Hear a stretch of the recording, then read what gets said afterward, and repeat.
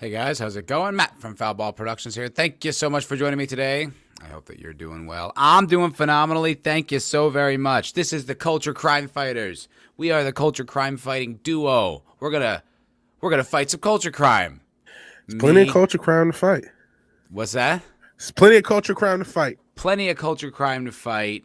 I'm Matt from Foulball Productions, and joining me and my partner in culture crime fighting is Vigilante Williamson. No. Vigilante Williamson here on another episode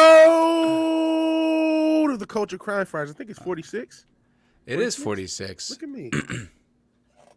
I was like, yeah. I was like, you let me down there. You didn't give me the... Yeah. But you did. You did. Thank you, Vig. What's up, Zach? What's up, Keely Child? These people starting to funnel in. Hell. Stream Element Spot. What's going on? Yeah. Since your Dildo's favorite, hopefully Dildo shall join us. And Dildy. Kind of the rest of the regular crew and cast. Mm-hmm. You guys are as much of a part of the show as anything. So thank you for joining us. Thank you for... I mean, there's no show without you. Otherwise, it's us just yelling into the void. So we got to be close to our year anniversary. I don't remember when our first episode was. It February? It's got to be February because I'm looking ahead. The 1 year anniversary of the Cocktail Lounge is coming up at the end of this month. So I feel like we started this like 2 weeks after that. Yeah, that sounds about right. Mm-hmm. It sounds about right.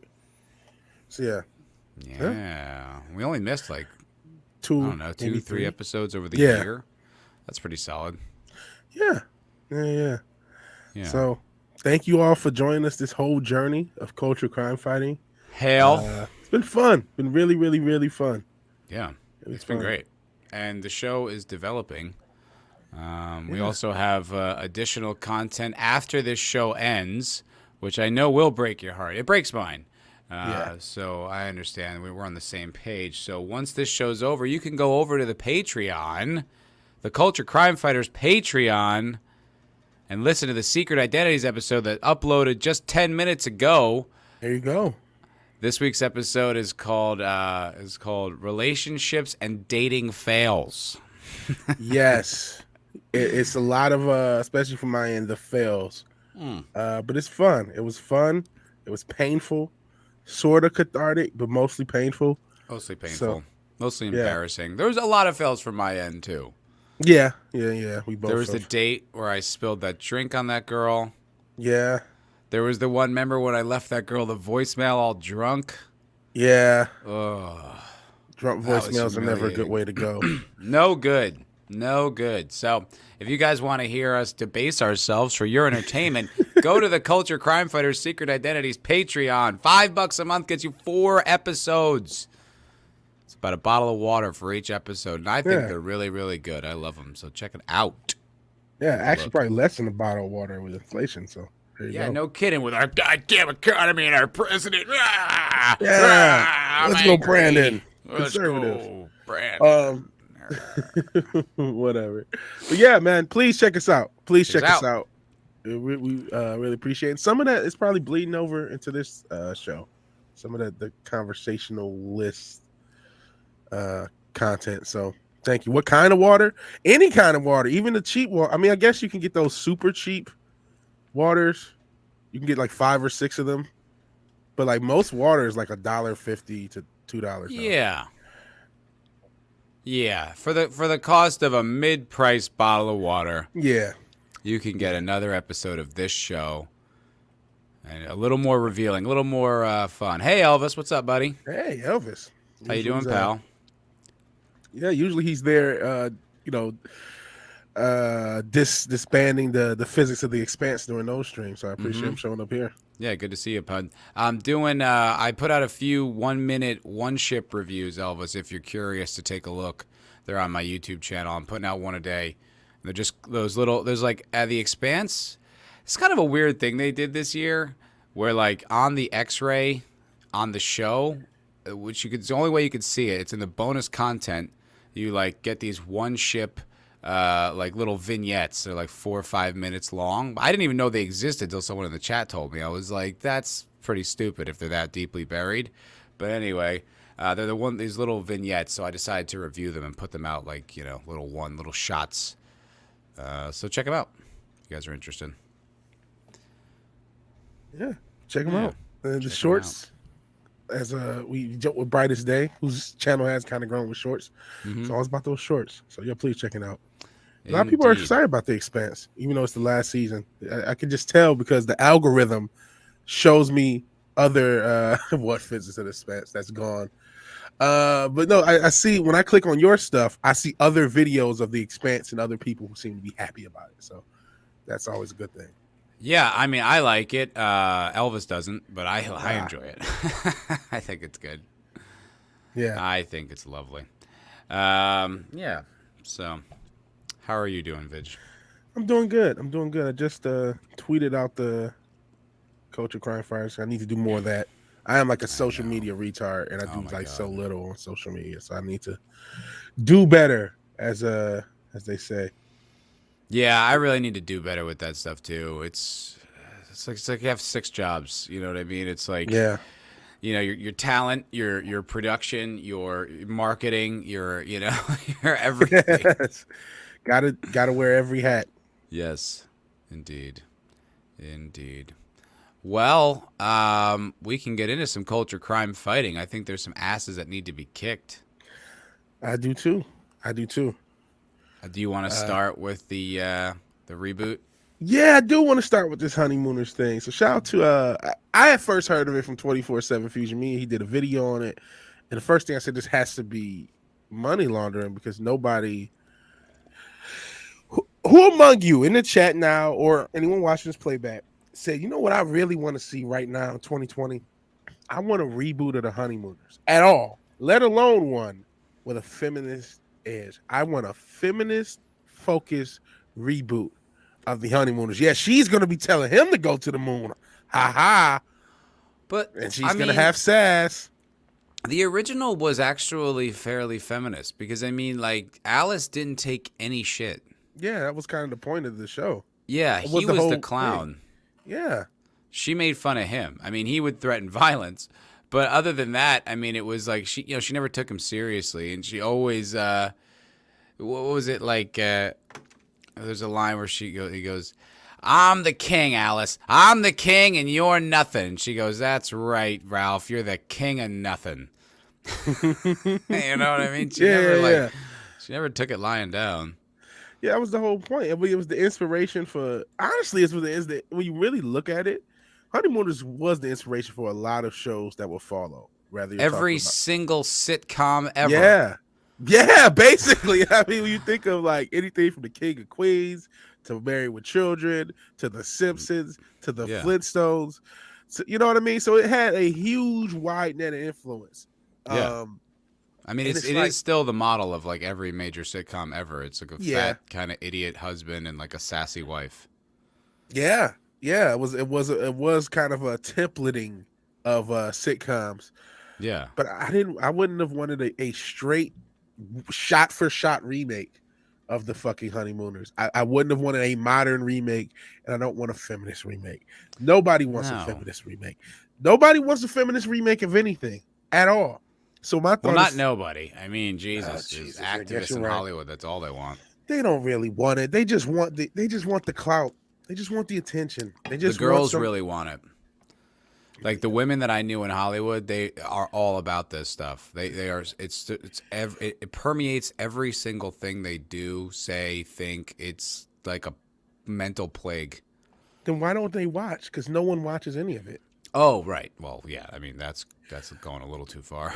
Yeah, that's what I mean. They want it to exist as like a ornament in their life. Like, yes, we conquered this. Match True Hollywood Stories, which you can get on the Culture Crime Fire Secret Identities. That's why you need to check out.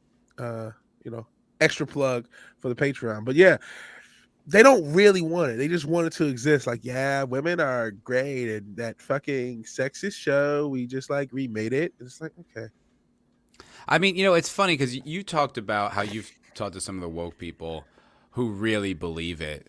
Yeah, and I'll tell you, I mean, they really believe it too. Like those girls, I mean, a lot, especially the men too. I mean, there's all these like feminist men in Hollywood. I think they're a little bit more beaten into submission than actually believe it. But I mean, it permeates literally everything they do. It's like they see themselves as like these warriors, fighting this like ancient oppression that they're Yeah. finally coming out from under.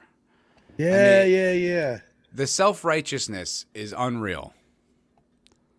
You know what? That is another element. They absolutely think that they are changing the world, Hmm. and the world will be a better place because of what they're doing now. Because now they're ruining all. Well, not ruining. They're changing media and putting their stamp on it. They're calling out the fascists. Hmm. You know what I mean? They're stomping the patriarchy. They're That's the making white tenets men of. feel uncomfortable. I mean, Yeah. that's what like critical theory is. Macho Man, Abby Savage. It's that literally everything that came before it is bad, and it needs to be replaced with this new thing. I mean, that's the soul of critical theory, and that's what.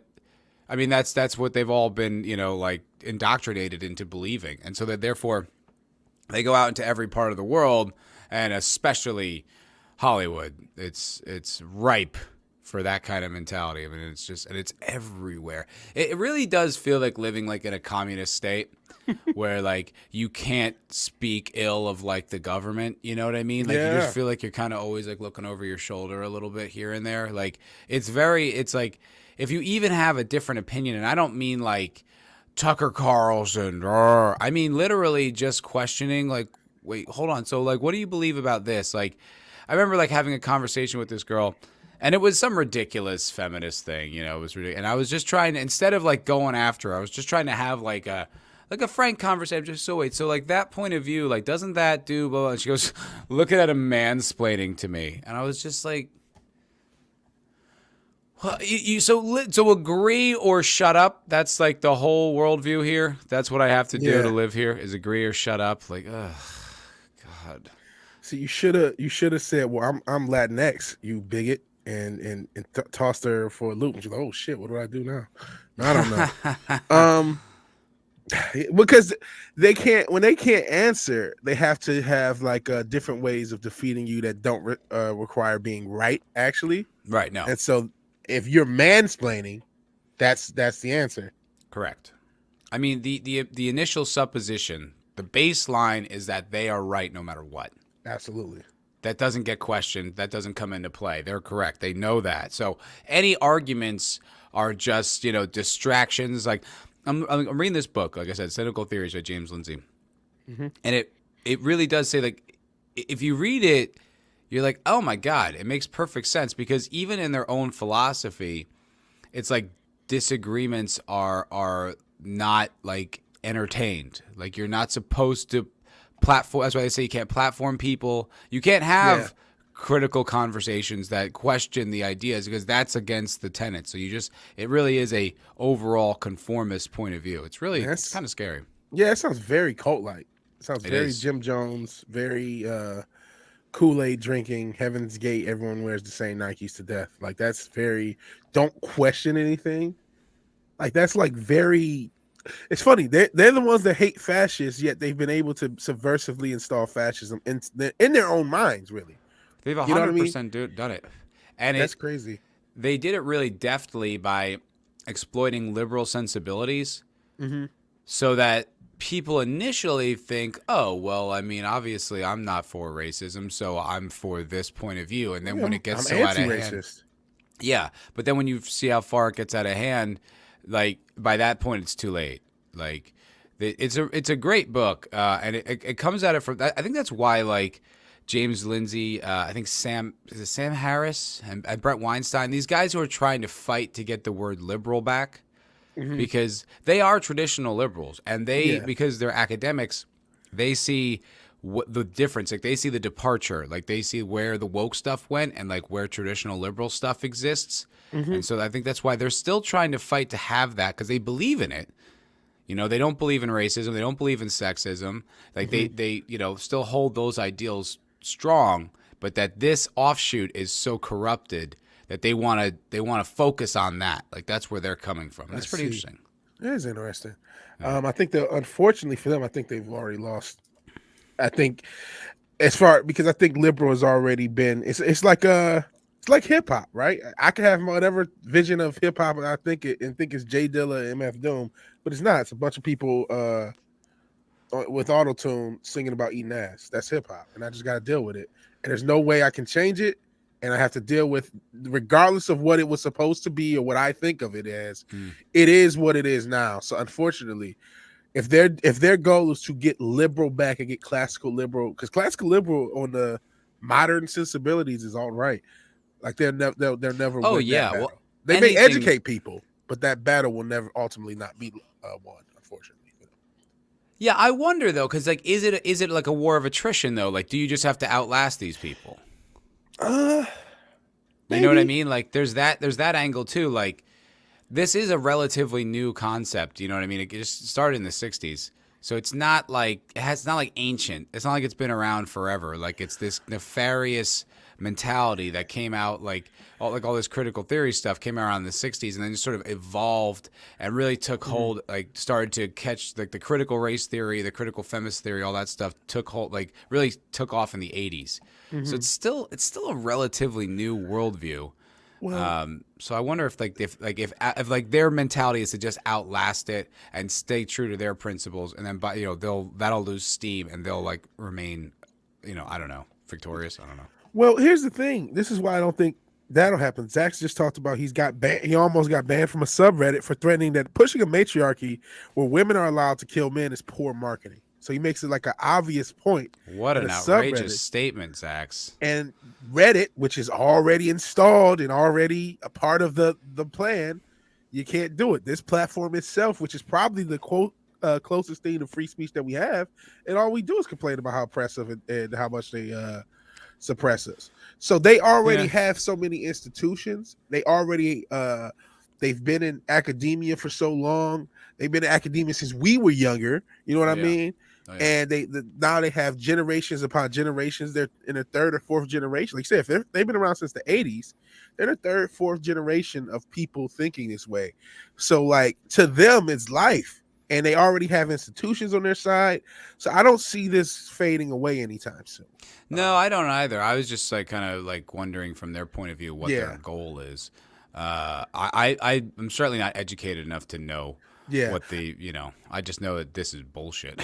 Absolutely. I think at best those types can educate the normies, because there's still millions of normies who still don't really know this is happening. They only find out when they go to pick up their school or pick up their kid from a parent-teacher conference or something, and there's a bunch of LGBTQ stuff, and there's like rainbow dildo monkey reading to their like 7-year-old. That's when they find out something is wrong. They don't know any of this. It's happening to people, and it's almost just because I do think most people are just good. You know what I mean? I don't mean like that they're volunteering at soup kitchens, but they just they just want their life to be well, and they want their family's life to be well, and whatever. So they're not gonna like rock the boat or get into into arguments about this type of shit. But like my mom's a teacher, and she's a relative normie. When it comes to all this stuff, I've been complaining about it for fucking a decade or more, and she always just thinks I'm crazy. But she like in her school, she has all these diversity initiatives, like in her education and stuff like that. Like she has to do that, and I don't even think the bells go off for her. I think she's kind of like privately is like, what's up with all this diversity stuff? But that's as far as it goes. Well. I mean, like, there's other people that are in the corporate America, and they have to deal with all this shit, and it's like they still like it's right front and center for you as well, and it's not just behind closed doors. It's not just on Twitter, It's like wake up. Well, it's hidden in plain sight. Again, when most people see diversity, they see anti-racism. They say, "Oh, this is good." So yeah, and then a corporate meeting. Let's be honest, people don't really pay attention, so they just slog through it. Don't really notice, and then they don't realize what's happening. If you're aware of it, like when I'm in these corporate meetings, I can see like, oh my god, here it comes. Yeah. But the rest of people are just normies. They don't know. Shout out to the one guy at work who unfortunately for him got the coof despite being jabbed. He doesn't understand why. I know why, but he's just, this is what they told me to do, and I did it, and it didn't work. I don't get it. What's going on? You know what I mean? So they don't. it doesn't connect to them because they're not living in this world. They don't understand that. Zach says that Ahmad Yeah, I saw that messaged too. him and said anti-matriarchy propaganda is not tolerated. This What? propaganda to think that all he said it was poor marketing. You could argue that Zach was on their side from that. Like, hey, we got to figure a better way to let people know instead of killing all men. And they're still like, that's anti-matriarchy Wait, but propaganda. what? The What? matriarchy is queen. Yeah. So, stop. What? Matriarchy is propaganda. Like your whole worldview is a propaganda thing. Like we don't live in a matriarchy or a patriarchy, but we don't live in a matriarchy. So it's like, what do you mean anti-matriarchy propaganda? Like, so the entire like disagreeing with anyone on this forum is propaganda? Apparently. You don't know what the word means, you retard. Yeah, what forum was this, by the way, Zach? Yeah, Like I'd be what? curious. Like what slant was this? Like watch is completely benign, like it's a transformers forum or something like Yeah. that. Yeah, it probably is. I mean, well, like we talked, Carrie Smith, she's the Mhm. one who came on Friday Night Tights and talked about the knitting community. So of all the benign communities in the world, True. that one got woke. Yeah. And speaking of going woke,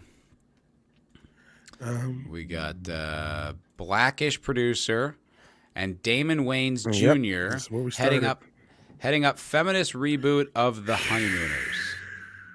First off, I've always hated the concept of Blackish. That was always pissed me off. And I think it's a white lady too, of course. Is it?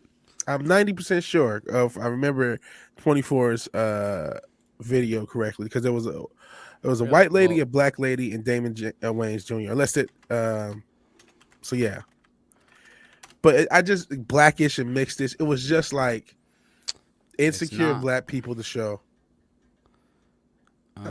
It says Kenya Barris. Okay, then that That's a doesn't guy. sound. Oh, okay. He's the creator of the sitcom Blackish. Yeah, but I don't think it's the creator. It's just one of the producers, I believe.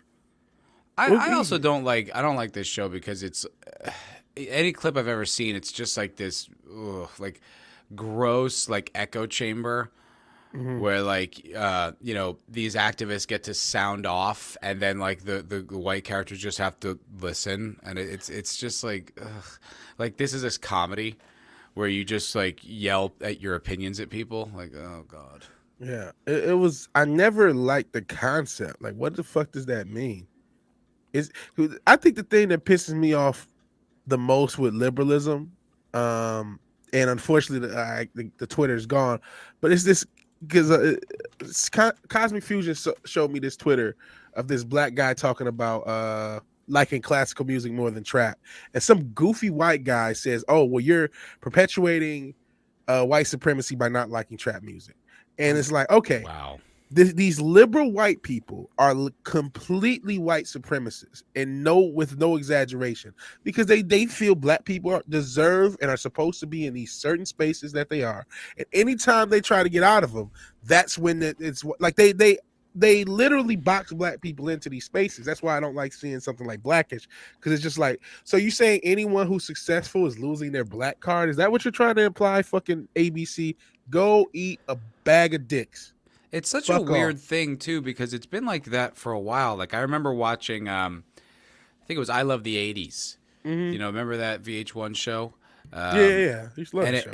Yeah, and they were talking about the Cosby Show, Mm-hmm. and at the time, the Cosby Show kind of was like, it was a beloved show, but there were a lot of people. I don't know if there were a lot of people, but there were people who like didn't like it because it didn't reflect like the black experience accurately. Yeah. But then I remember people like on the show being like, I'm black. That's how I grew up. Like, it's Yeah. not, I mean, but it really is like there can only be one vision of how black Americans exist. Yeah. And that's the one that monolith. needs to be adhered to. Yeah. Monolith. Yeah. Yeah. It's this, we're all poor monolith. And, listen, I've struggled a ton in my life. I definitely don't come from money. But I also had a bunch of like normal stuff happen. And it wasn't like. Also, you're an individual. Yeah. All people are. But Yeah. you know what? They toss out individualism so early in their indoctrination and programming, they forget about it. They forget about the 100%. concept of individualism. Well, isn't that white supremacy? Isn't that one of the things? Yeah. Individuality. Supposedly it is. I mean that if from their worldview, I mean that makes perfect sense. It's like because you can't have an individual because individuals will question. So you have to go along with the program. So individualism in their worldview would be white supremacy because it's like anything contrary to their worldview is what insert pejorative here. Yeah, and It doesn't shout even to matter. Just Josh and Rough Girl, who says her life was great. She's black. There you Hell, go. rough girl, and Hey, a service woman of Yeah, this country. Thank you for your service, rough girl. Appreciate it. Yeah. Just Josh says women written well can be complex and tough and feminine. You don't have to drag men down to have women be cool. Absolutely. No, I think that's what the fandom has been saying forever, ever since this started. The fandom menace, all that shit. That's where that came from. Because it doesn't have to be like that. But when you see it from a critical theory lens, it makes perfect sense. Because, like I said, their entire worldview is to tear down everything that came before, because that's all bad. None of it was good ever. Yeah, and that's all they know, honestly. Yeah. All they know is how to tear things down.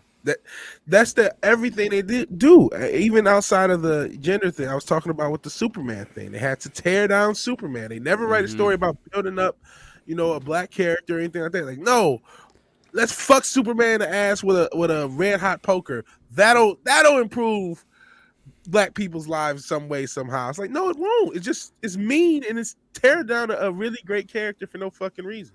What's funny is that if you said that to one of these like SJWs or whatever, they'd be like, "Oh, that's not why they do it. That's not what that is." But then if you ask the creator why he did it, that's what he would say. He literally says that basically. Yeah, it's not you reading into it. Like that's exactly his motivations. That's what he said.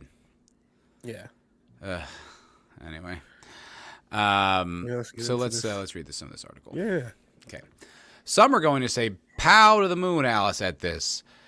Apparently, he never said "pow to the moon." He either said "pow" or "to the." Anyway, the Honeymooners, the famous 1950s sitcom starring Jackie Gleason and Art Carney, is being reimagined for a new CBS series in development. Wait, stop before we go up. Go back to the picture.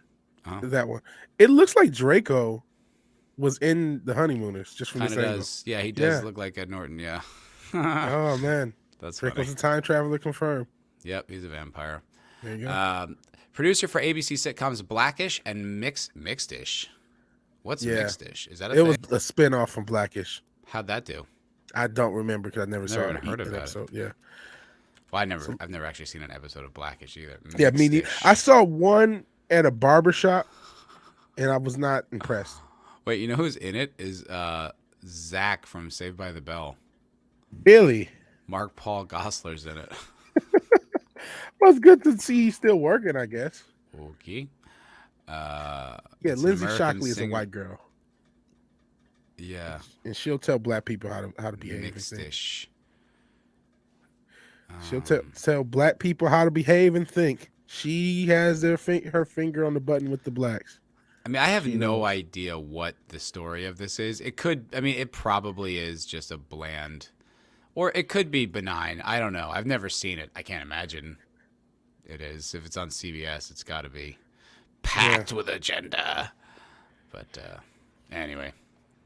But you know what? Real quick, I just want to. Yeah. Because again, Lindsay Shockley's a white woman. Is she? Yeah, she's a white woman. Okay. And they do the thing. Remember, they're the ones who came up with the "you're not supposed to write for the wrong gender." Good point. Race, but for whatever reason, this one group, I love some of y'all white ladies, y'all are cool, but this group is like immune to that. White women can just slide anywhere they want and do anything, no matter what. They had a moment. There was a moment where they were losing foothold. It was during the Karen thing. Yeah, we still haven't reviewed the movie because I don't think any of us. No, I mean I can't go back and watch that. But it was, but during that whole Karen epidemic, like that's white women were really starting to lose footing, and you could see them kind of be like, hey, wait a minute, no, not us. It's the men. We're not. We're victims. We're part of it. We're just like you. We have it bad. Yeah. That was pretty funny. Ryan Long did a really good skit about that, where like the white girls were like, "Hey, wait a minute, no, we agreed white men were the problem. Remember us? Like we don't like being in the barrel. It's not fun." Yeah, we're the ones supposed to rule over you. I mean, or just like you, whatever it is. But it seems like yeah, it's like I heard this woman. She was talking about this was during like the Captain Marvel days or whatever, and she referred to women as minority characters. like there are literally more white women than there are white men. Yeah, I'm sorry, women are not a minority under any accounting whatsoever. I will not accept that. And that's at all. statistically untrue. Yeah, There's it's more women than men. ridiculous. We die faster. But the representation's not. They'll figure out a way to spin that. But it's like bullshit. There's like no metric when you can doubt that white women are the most westernized white women are the most privileged demographic on the planet. That's not a guess. That's not a debate. That's something that can be quantified. That's literally quantifiable. So no. But they've already been programmed. I remember I was hooking up with this chick. It was like right before the pandemic. Mm-hmm. And I was saying to her, I was just, and I was like, pretending like, because with these woke people, you have to pretend that you think like them. Oh yeah. And I was saying like, well, there's some people that would say that like men are like the most oppressed or whatever. And I'm like, I'm not saying that. I've read these articles. Like, what do you think about that? And you could just see like the cognitive dissonance was just like breaking down her brain. Mm-hmm. Like she couldn't. No.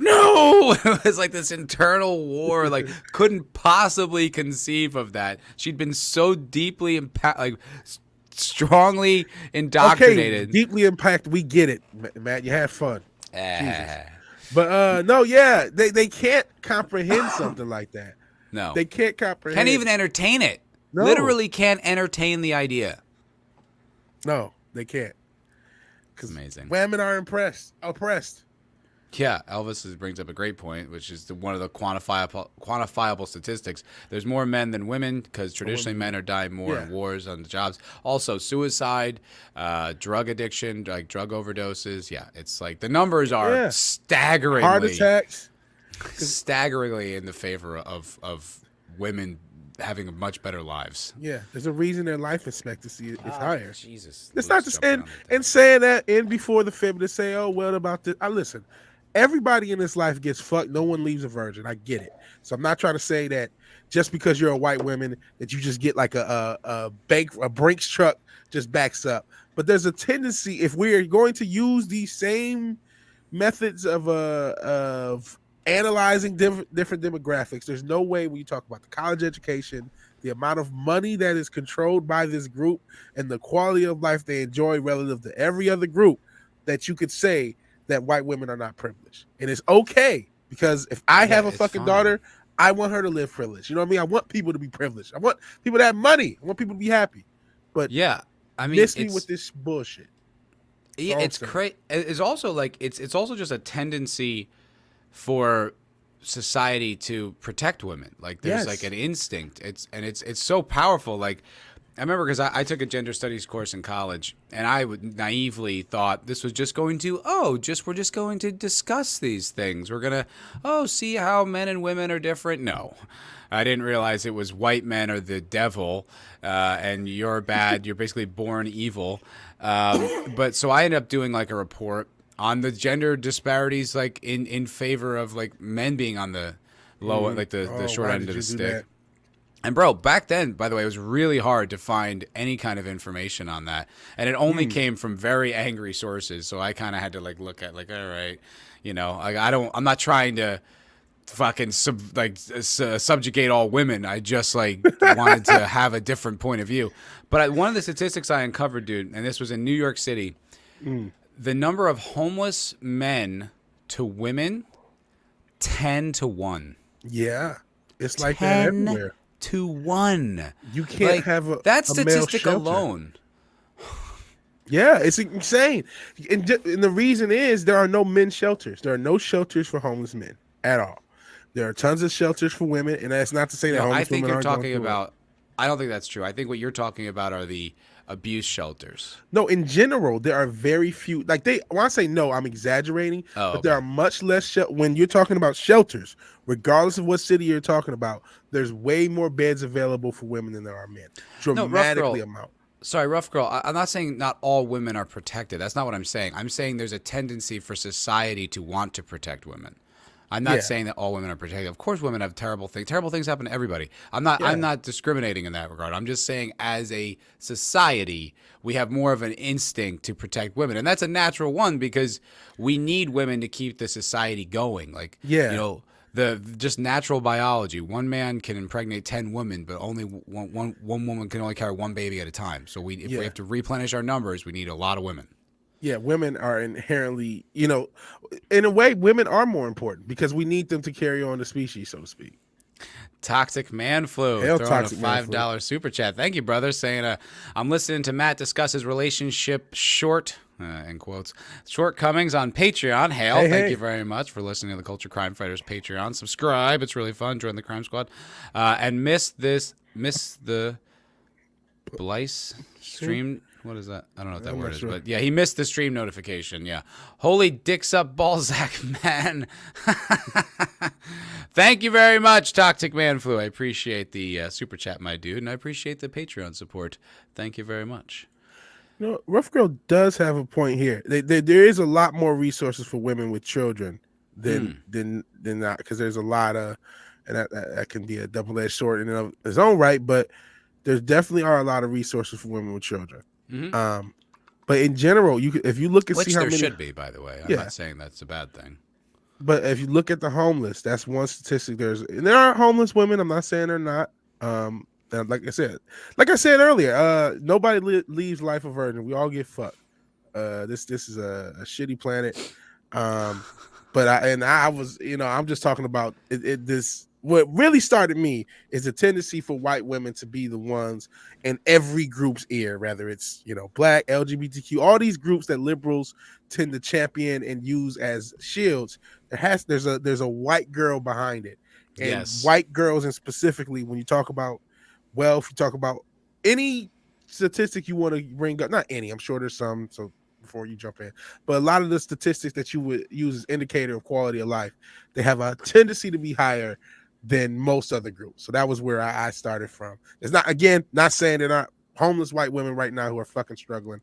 I know there are. I'm saying statistically speaking, for them to be the group that's in everyone's ear, they have a lot of quote unquote of their own privilege, because privilege is their concept. This is their thing. So I'm saying for your own thing, you have the highest tendency to actually be living with it, for you to be in every group's here talking shit. That was my point. That was where we started. And they bring up statistics all the time. I mean, that's why it's relevant, because it's like you're using generalizations that are mathematically provable. They use these giant generalizations all the time. So counteracting the way they discuss things, you're just having their conversation. Yeah. So that was my point. Yeah, it's not about individuals when we're discussing things on these grand generalizations, because it's not about the individual. Yeah, unfortunately, which I think it is in reality, but not relative to their conversation. And I also want to get in. I'm not trying to do the oppressed Olympics thing, because that's just a race to the bottom. No, but when you hear this fucking propaganda year in, year out about how bad women have it and white women are right there in the front, championing these things, then you look at the numbers, you're like, wait a second, what the hell are you talking about? Yeah. Like, statistically, men have it much worse than you. What are you arguing?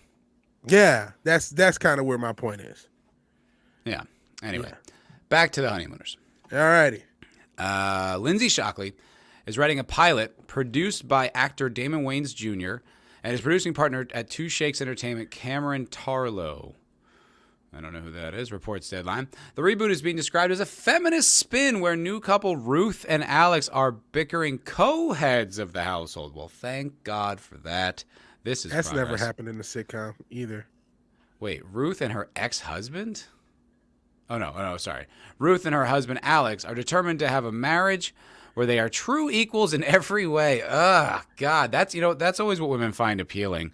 That's why they love Tom Brady, because they feel equal to him. Not that he's this like superior, amazing man and picks you as a woman and you get to be with him. No, it's because you look at him as you're on the exact same level. That's what women like. That's why they date up in the socioeconomic sphere. That's why they like the most socially desirable man, because they want someone at their exact equal. Bullshit. Well, I would argue yes, because they think that they are queens and goddesses. Now we're gonna sound like bitter men. I don't want to put that. But it's not. I like when I watched The Red Pill, that documentary. Mm-hmm. I loved it, but I didn't come away thinking of myself as a victim. Yeah. I came about and just be like, that's life. My role in society is such, and I accept that. That's okay. It doesn't mean everything's going to work out for me. It doesn't mean like I'm going to have a perfect life. It means just like that's what life is, and I'm okay with being a man and whatever comes along with that. The problem is that they're like, no, I can't have any negative side effects for being a woman, despite my actual reality. Yeah. Yeah, I see what you mean. I don't want to go down, because I feel like I personally have gone down to like red pill, quote unquote, rabbit hole too much. I'm like, oh, I don't want to. Here it comes again. I don't want to do it. And I see Toxic Man Flu quoting what I said about Disney princesses, which is why you should watch the Patreon. More plugs for the Patreon. But yeah, in general, I guess it's like, I hate that a lot of this shit has even been brought up, right? Like all this shit only serves to be divisive. And so it's this cultural balkanization. I know balkanization, I think, is by race, but it's just division by any way you can break into separation. Because once you start having these discussions, right or wrong, you're going to be divisive to people, right? Because everyone's going to feel... It's by design, though. It's absolutely by design, yeah. And it's like, you just get tired of the bullshit. I mean, it's like there's no way of stopping it, because if they're willing to fucking reboot the Honeymooners to make a feminist slant, they're not gonna stop ever. They're just gonna keep going. It's like what Kyle Reese said about the Terminator. You know what I mean? As far as but my bigger thing is just how hypocritical they are. Like, I don't, whatever. Like, they're gonna do this, like woke gonna woke, but like. It's like this idea, like, oh, that they're total equals. It's like, yeah, but that's probably not the relationship you have. Or it's like all these women like that were feminists that I knew, it's like they would preach this stuff, but then they would date, a typical alpha guy. And you're like, well, then what the fuck good is your propaganda if you don't live it? Well, shit, it's just like and I don't want to be in the making fun of her having gotten COVID. I think that's a step too far. But AOC, right? She talks all this shit. And then she goes to Florida with the whitest man she can. And you know what I mean? It's just that, like, hey, I'll talk all the shit, but when I'm actually going to live my life, I want to, right. live. Yeah, I shouldn't be subjected to this. It's very much rules for thee, but not for me. I mean, 100%. Yeah. And that's going to the Met Gala, the most like elite thing on the fucking planet. And she's like, I'm for the people. Are you? Yeah. So, yeah. All right. So, okay. Deadline says of the new Honeymooners, but what happens when a marriage has two heads of the household? Are they co-heads or no head at all? Well, I feel like I'm pretty sure I know who's going to come out on top in this show. But I'm tis. Kelly Park, director on such TV shows as Raven. That's funny. I used to know a girl from LA who was an actress called Kelly Park. That's funny. Director on such TV shows as Raven's Home, Punky Brewster, Call Me Kat, and How I Met Your Father. Wow, bunch of hits there. It is attached to direct and executive produce the Shockley Wayans and with Shockley Wayans and Tarlow. Wayans Jr. is the son of comedic actor who starred in Blank Man, because I wasn't sure if that was Damon Wayans, so it's his son. Yeah, it's his son. He looks. All right, so we know who Damon Wayans is. He's known for his roles in sitcoms Happy Endings and New Girl and the film Let's Be Cops. This is just details. I mean, the Honeymooners began as the brainchild of star Jackie. All right, do we have anything about what the show's going to be? Yeah, no, that's the thing. Bounty usually has a lot of exposition first, and then you get to the end. There's a lot of filler. I don't. Yeah, okay. It doesn't sound like we're gonna get much more than that, other than it's a feminist reboot. Yeah. Well, Elvis brings up a good point, and we've had this conversation. All these damn pills, red pill, black pill, this pill, that pill is just another stupid social trope with labels, people, advice. Do not ever use those on me. Actually, don't ever use those on yourself because of my opinions. They're very the pill thing is very segmenting your thoughts, right? Like that's why I don't like identifying as anything. I don't like identifying as a conservative. I've jokingly called myself a libertarian. I don't like identifying as shit because then I'm beholden to whatever the fuck someone else says that is. You know what I'm saying? That's true. And I don't want to be, oh, you're red pill, black pill. I'm human. I'm a human being trying to human in this crazy ass world and trying to figure things out. And I'm not like advocating for red pill yourself. I'm just like, I'm not one of those people, but that was the name of the documentary. Yeah, you know what I mean? That was the name of the documentary. And it's relevant. I mean, at the time it was important because like I've said this before, we lived in this intellectual dark age for a long time where you only got one part of the conversation.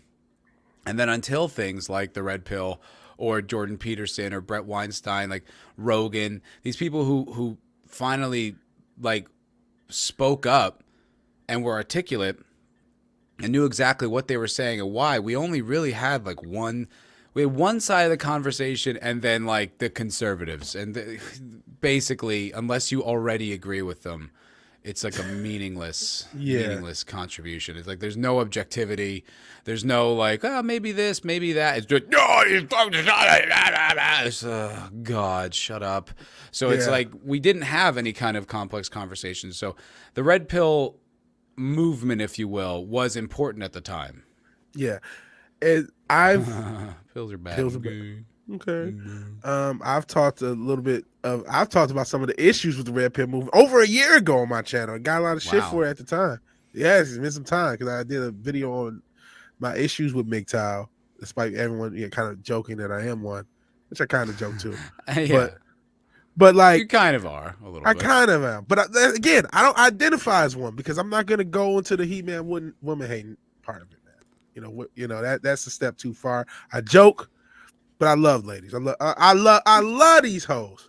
Yeah, but that's the thing is I don't think that's almost just like doing what they do. It's like, oh, because it didn't work out for me, then the whole system is bad. Yeah. It's like, no, it just doesn't work out for you. And if it did work out for you, you'd be fine with it. It's not the system; it's your like place in it.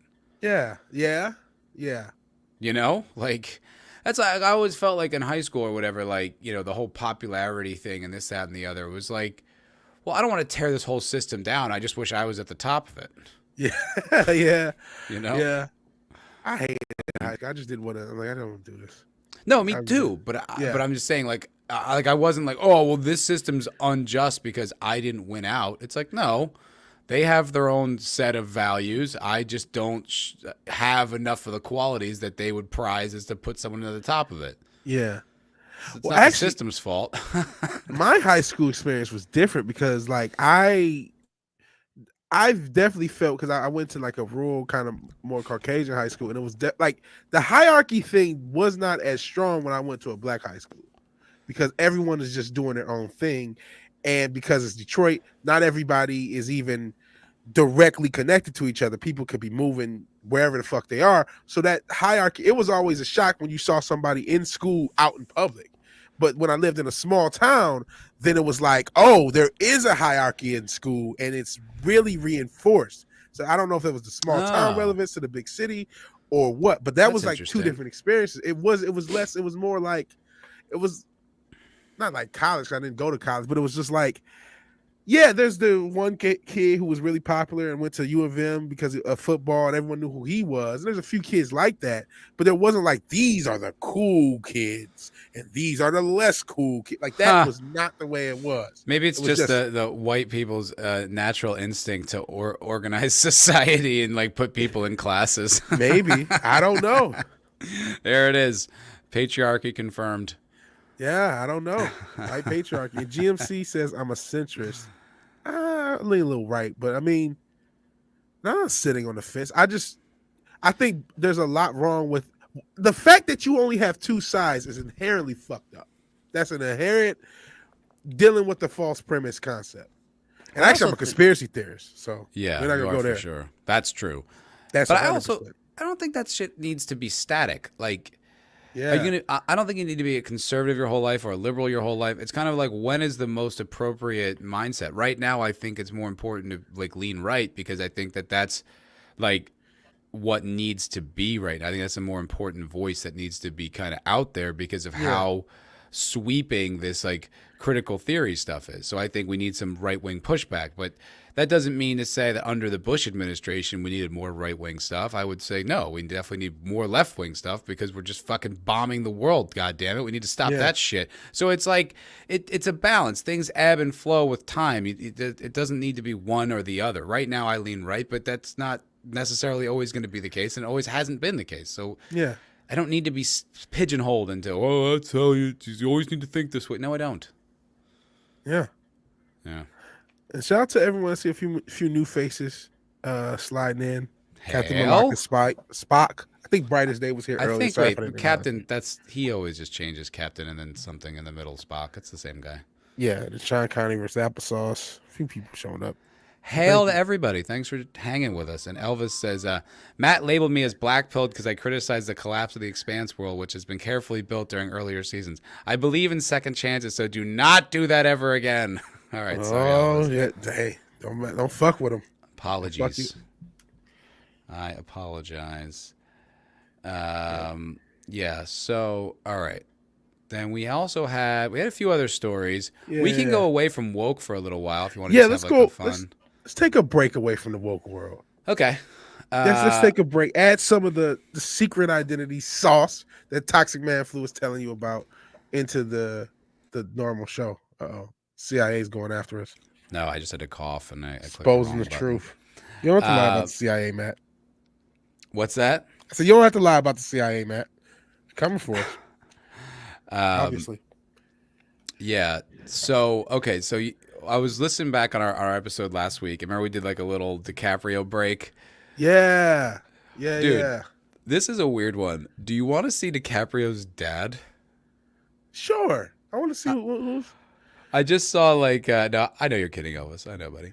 I saw this and I was just like, that's DiCaprio's father, and I guess he's gonna be in a movie for the first time ever. So,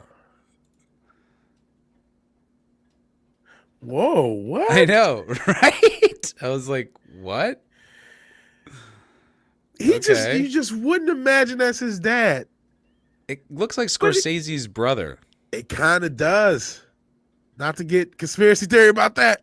But I would. He just looks too like. Not that I imagine DiCaprio had like a straight laced father, but he just looks like super hippie. Maybe he didn't always look like that, and he's just in his old age, living his best life. I mean, they're from California.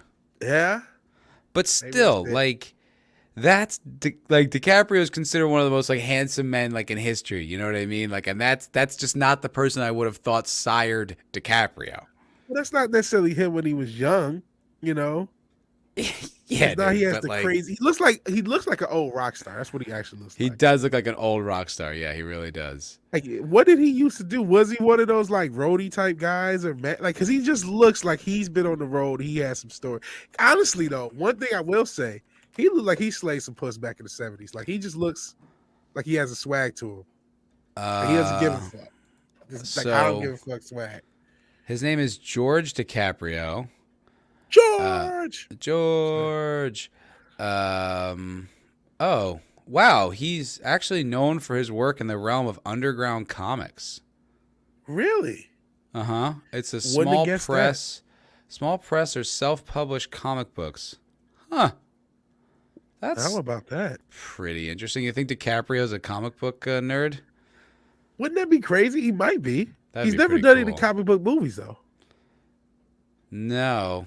And he, at one point, way back when, he was supposed to be the Joker for the fucking Joaquin Phoenix. Like when they very first were talking about it, well before they made it, maybe 5 or 7 years after before they made it, they had attached DiCaprio as kind of a maybe, but it obviously didn't pan out that way. His dad's kind of a strange guy, according to Wikipedia. It says he was also a performance artist. Comics writer Harvey Pekar. Do you know who Harvey Pekar Yeah, is? dude, I know Harvey Pekar, American Splendor, and they had a Yeah. movie. Yeah, Was it Paul Giamatti? that's how I know It's him a from really that good movie. movie. I love that movie. Yeah. Details a DiCaprio performance in Los Angeles in February 1988, where DiCaprio claimed that he did a, quote, a light show using brine shrimp and worms. I'd hit them with cold water and they'd move around and I'd project them on a wall magnified. It blew people's minds. What? Yep. So, okay. Strange Yeah. fellow. Okay, so that's interesting. But apparently his dad's going to be in a movie. DiCaprio's dad is prized for his first ever acting role in a new film by legendary director Paul Thomas Anderson. But his son's not in it. Licorice Pizza. Oscar winner Leo does not feature in Licorice Pizza. I heard of Licorice Pizza because I saw like the commercials to it, Really? and there's like this really hot girl in it. And I don't really remember. It just looked at like a Paul Thomas Anderson film, which I may watch, I may not. But That is I didn't know he just was in it. so interesting that this is DiCaprio's father. Yeah. Say he used to be a waterbed salesman. So he was just one of those that's crazy. He's someone that I would come across in Hollywood and pay no mind to. Yeah. You probably And then did come across it, didn't even realize it was DiCaprio's dad or something. That's true. Yeah. Very, very possible. And like there's a lot of these guys out there that are just they're weird and they're on the fringes and they're always doing some kind of project and never goes anywhere. But then he sires the greatest movie star of the 20th century. Yeah. Yeah. That's just how it goes. It's like a lot of people's parents are kind of like failed at whatever they were trying to do. Oh yeah. Big time. So, and they just take over from where they left off. So he was just kind of one of those, like you said, fringe Hollywood guy, does comic books or helps small press comic books, and then just happens. I mean, that's the most straightforward way to become an actor in Hollywood is to like be born there. Yeah. Like 100%, like those, or to start as like a kid. Like that's the only people I saw that had any success. That was the route that they took, and it was like if you spent your life or your adult, like if I had done that, right, and I obviously didn't get anywhere, but I had a kid, you know what I mean, like then I would use everything I knew to get his career off the ground, and it would be a lot easier for him or her to like have a career than it was for me, because I knew all the, like I could make all the decisions for the kid that like I had to learn the hard way. Yeah. Like how to get in when you're young, because it's actually so much easier to get into Hollywood when you're young, because you don't necessarily need any prior experience, because it's impossible for you to have had prior experience. So you can get seen in these major movies and commercials and TV shows without, having all the established. Yeah, and I think DiCaprio started out there. He was in like commercials and shit like that, right? When he was 100%. super young. Yeah. That's almost like LeVar Ball. Like he was a guy. You familiar with LeVar Ball? Oh yeah. He's known for his sons both now being in the NBA. Both actually are pretty good. He has 3 sons. One I think is in the G League or something. The other 2 are NBA players. One is a star, and he himself was just like a backup guy for the Jets. But he had an athletic body. He fucking chose his wife. He made sure his wife was over 6 foot tall. So his sons, no bullshit. That's eugenics, dude. Yes, he basically eugenicized. So if his wife was over 6 foot tall, he was already like 6'3", 6'4", already a tall guy. He guaranteed that his sons would be of a certain height, so they have a better chance to succeed in athletics. And basically was he was a failed athlete. And I think a personal trainer, and that's how he got like his money, and then used all of his knowledge to basically raise these super kids.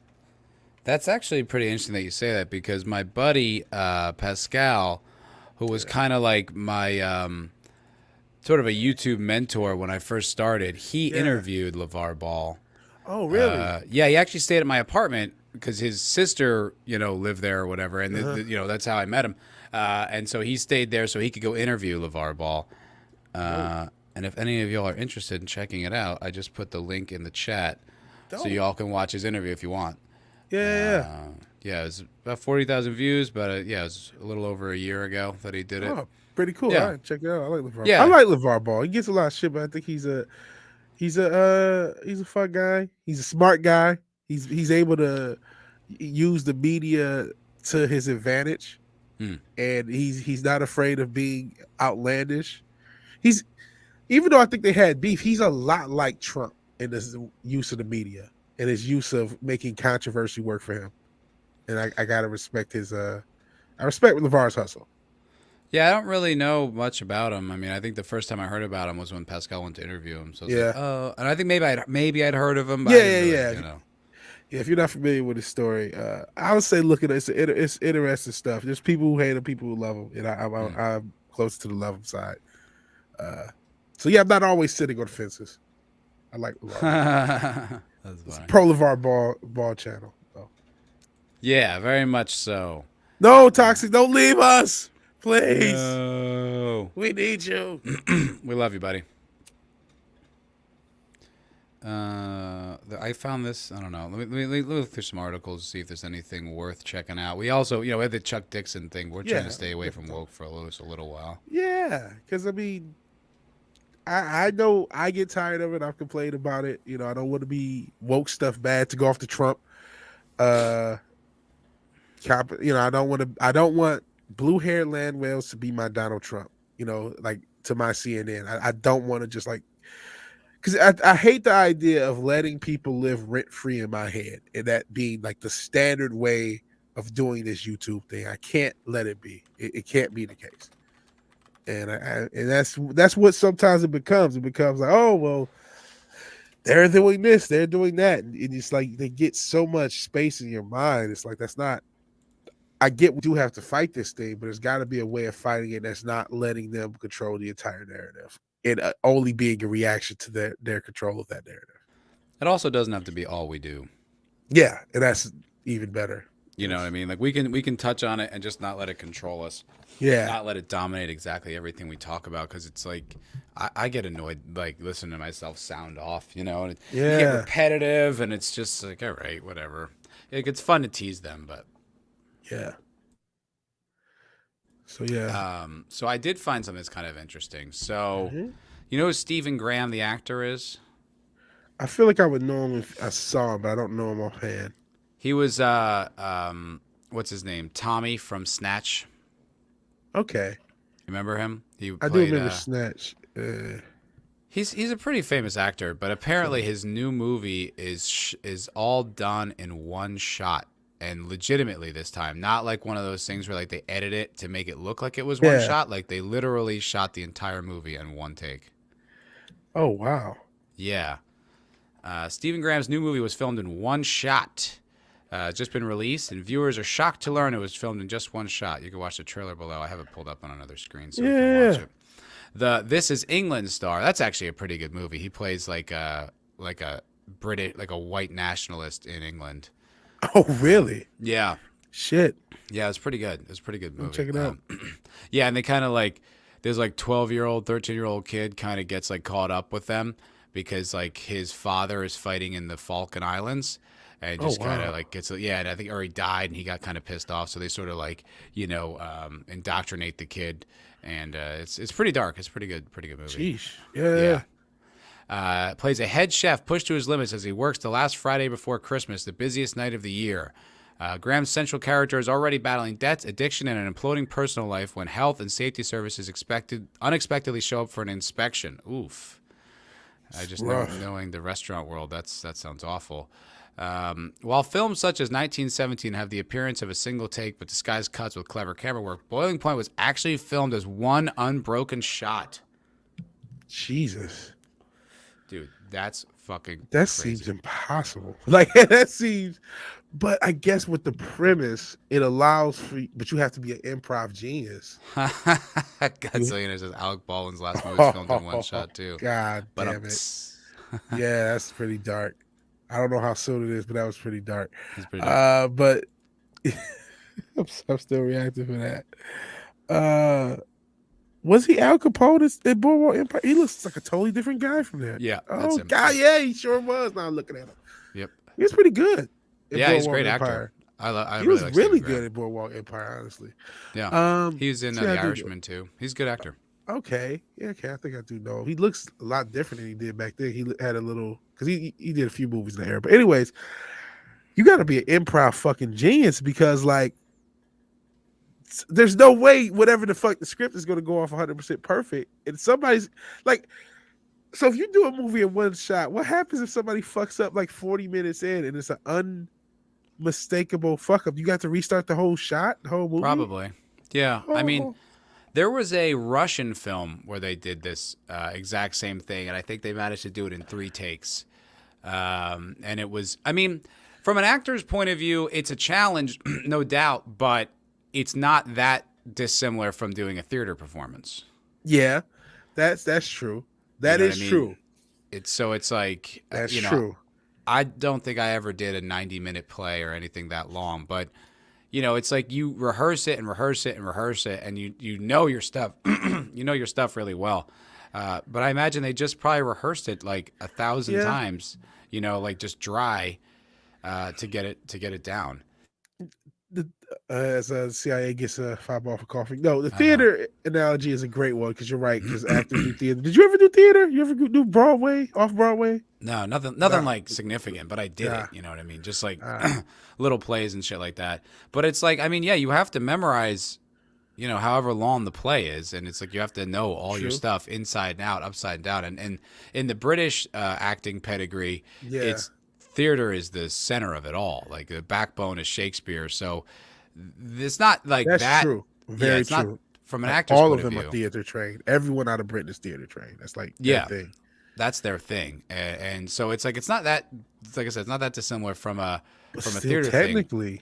technically, That's stuff what's so happens. impressive. That's the big difference between theater. Yeah, you might have a guy pull like a box up or something, like some piece of cardboard up, but like there's set design, there's people moving. What if you just had the shot wrong? You know what I mean? What if you're like, oh no, when we actually get here, you have to pre-plan every shot to make sure everything runs smooth as far as the camera work. I mean, seriously, and the true marvel is the lighting. Oh Like, shit, I didn't think about that. however they lit this, like in a space that where the actors could move from one spot to another, you know what I mean, and still be lit. Their faces still be lit, and it look artistic. You know, while you can swing the camera in any direction, that's the miracle. Like, however they pulled that off, that's insane.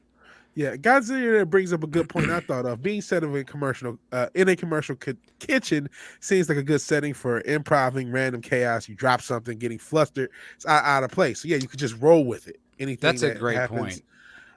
So that is a cool thing. That's what makes it a cool concept. It makes me want to see this thing. Like, Mhm. gee, how did you fuckers pull this off? Yeah, I'm curious too. And that is a good point that Godzilla brings up, because a lot of times with filmmaking, excuse me, I don't know what's going on with me.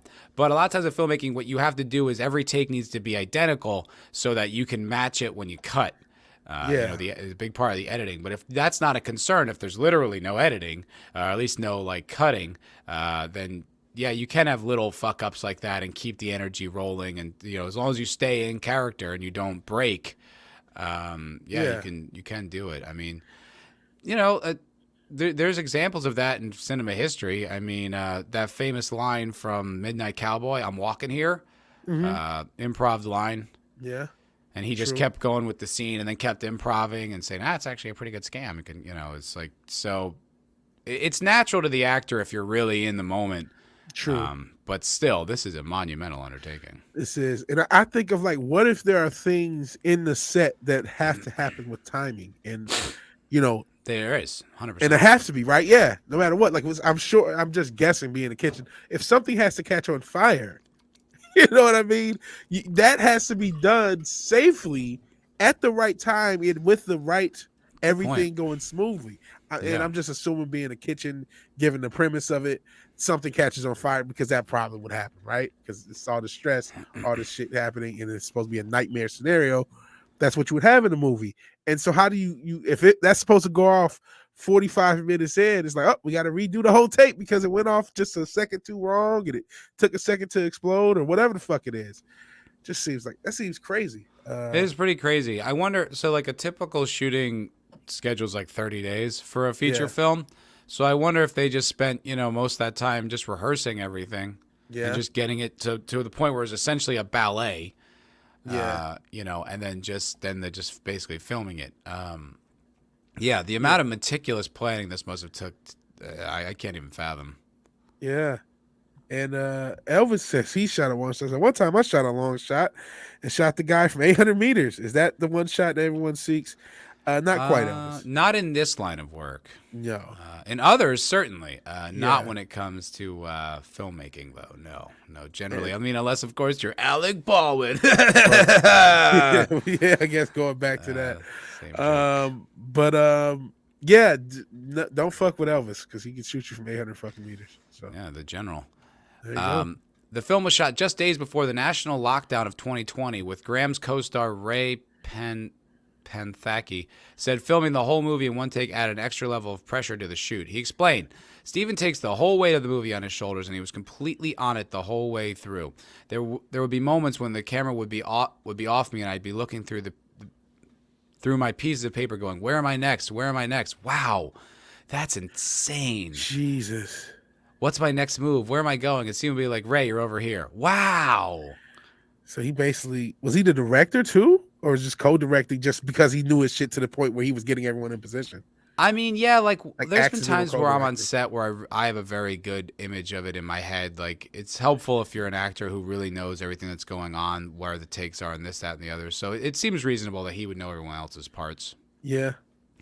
Like that, I think that was, what's his name? What's it called? God, I just lost my train of thought. It was, Anthony Hopkins. Apparently, the way he would prepare for his roles is just read the script like literally 100 to 200 times. Oh, wow. So he would know everybody's roles and lines and where they were. I see. Yeah. I've heard of that. I heard Robert Downey saying he remembers the script frontwards and backwards. And he has like a anagram of every word. And if he doesn't know it, every word, he doesn't know the script. And he just goes until he learns that. No matter what script he was working on. I never had a work ethic like that. I really respect it. Yeah, that's next level stuff. Mm-hmm. He's got this amazing awareness of everything that was going on. Viewers are now reacting to the film, and specifically that it was shot in one take, with one writing Stephen Graham and the rest of the cast and crew in boiling point like, wow, unbelievable, and shot in one take too. I mean, all right. Okay, so these are just reviews. Do you want to watch a clip? Yeah, I definitely want to see a trailer of this thing. Yeah, I think it's either a trailer or a clip. Yeah, trailer one. All right. I'm going to get copyright claim for this or whatever. Yeah. We're promoting your stuff. Just tell him I'm so sorry. I've just got so much going on. Thanks for covering. Let's make some chips, yeah? Chop some spuds. Yes, sir. Enjoy your drinks. Thank you. Service on table 20. I'm allergic to nuts. Great, I'll pass that on to the kitchen. Thank you. How's this? Well done, keep that up. Keep turning, keep turning, keep turning. How long on the dot? It's coming. Okay, look, we've been reviewed on table 4. I need you to switch on, yeah? I had no idea you were coming. It's a bit strong, isn't it, bringing it along? This is your restaurant. This is my money. I haven't got it. I can't give you what I haven't got. What am I going to do? Just slice 3 steaks, it's not hard. Why do you always give in to her, my man? What do you mean give in to her? What's your problem? Can somebody help me? Please, through your nose. Out for your mouth. You've gone down to a 3. What do you mean? One from a 5 to a 3-star. You gotta concentrate. Deep breaths. Deep breaths. This is your fault. You don't turn up on time. You don't do this. Hey, Elvis, did you see this? Look at the girl with the little Brady things. Remember her from The Expanse season 5? You come in sneaking up food. Yeah. Crazy they've done in one take. Yeah. It looks like they accomplished a lot. Yeah. And I'm like, one thing I thought everybody has to know how to cook. Believably. That's a skill everyone had to learn. And then it looks like a real life restaurant they just did you know what I mean? Yeah. No, it looks like they shot in a real location. Yeah. That looks really good. Yeah, it looks like a cool movie. That looks like just the type of movie I need right now. Just something that's not gonna put me in the space of wokeness or adventure. I used to watch like indie style movies. Yeah, like me that. too. They used I to just be kind of good. got out of it. Yeah. There used to be some of the better movies that you would see. Elvis says entire film one shot. That must be fake. It has to be at least one cut. That's They're what I saying think. no. They're saying no. Yeah, I mean, look, I said it's possible. They did it. They did that Russian film. That was all one take. You know, it's been done before. Yeah, and the theater element, that's a very good point. Especially in Britain, there's a lot of theater. You want to see how sausages get made, says Ace Mr. Freeze, hell Ace. But they are almost exclusively theater trained. So that and like extensively too. Like that's their whole starting in the lower level theaters, moving up to maybe the old Vic if they could get good enough to do so. You know what I mean? And that's the like whole all their thing. training. Yeah, all their training. That's what they do. That's their basis for how. That's why everyone used to love the BBC back in the day for their television, because they had these really good actors. I mean, and British really actors dominate Hollywood too. Yeah, still to this day they do. Mm-hmm. And for good reason. They're a lot better trained. Lock, stock, and two smoking ovens. That's funny. Exactly. I kind of want. I really want to see that. It looks like I do too, honestly. Yeah. And that looks like, and having worked in restaurants like that, you know, for years, that looks very authentic. Yeah, that feels real. Yeah, that's pretty cool. Like camera positions. That's another thing. How does that work? Well, it's all handheld. You could tell that. Yeah. So it's like they're not going to put down sticks anywhere.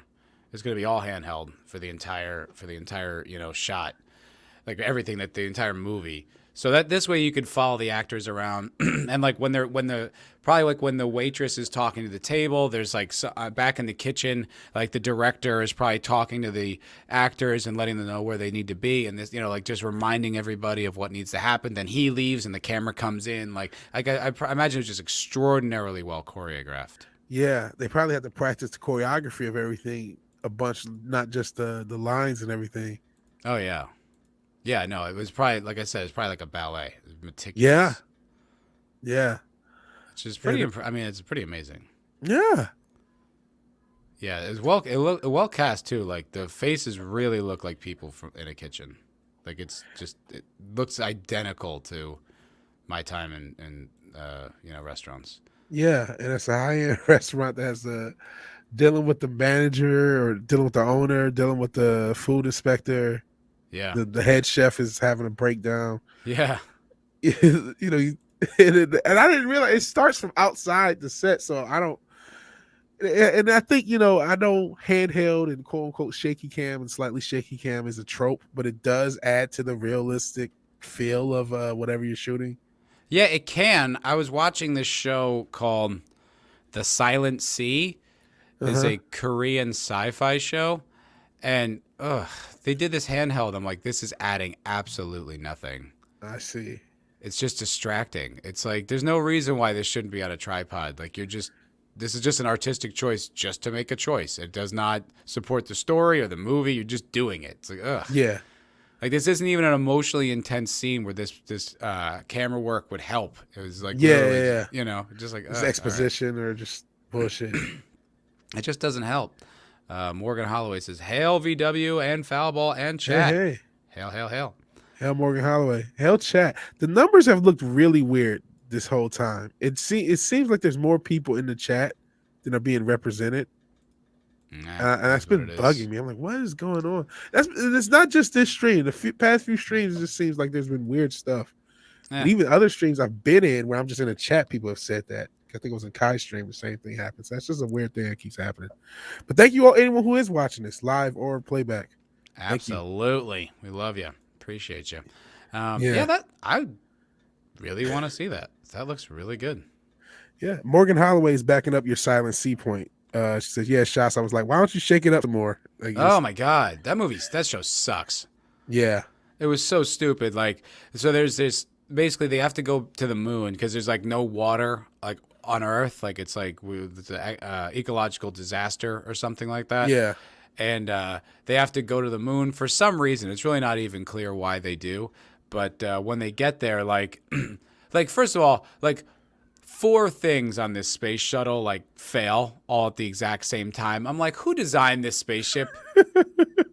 You know what I mean? North Korea made. What happened? It was South Korean, but it was but still, like, space shuttles are designed, you know what I mean, with the utmost engineering, the best engineers in the world. And so it's like you have multiple failures on the exact same space. Really, what are the odds of that? Like, it's just so, like, it was one thing was falling apart, plus then this wasn't working. Then, like, the guy's, like, handle, I'm like, really? Okay. And then also, like, the pilots are freaking out emotionally. They're screaming. I'm like, that's way off. Yeah, they're supposed to be all calm. Well, there was that one crazy astronaut lady. But for the most part, they're supposed to be all psychologically, calm and collected. Yeah. They're all former pilots. If you ever listen to any audio of pilots or astronauts, they are steel-nerved. Yeah. They do not freak out. They do not like they don't, they're on it until like the very last second. And so then they crash on this, on the moon, and they all get out. One guy's got like a punctured lung. Oof. And he's like, and he can't, sustain his own weight as he walks. It's like, okay, pick him up. You're on the moon. He weighs 1/16 what he weighs on Earth. Yeah. One guy could just pick him up and carry him the whole way without incurring any extra effort. 2 guys, I did the math. He essentially weighs like 40 pounds on the moon. So it's like, just pick him up. It's like a suitcase. Yeah. Yeah, and Godzilla there brings up a point. Today's kids can't math. They got on that damn common core, so the next generation of engineers can't build a spaceship. Oh, So they're that's Korean. They can do math. Oh, this bigot.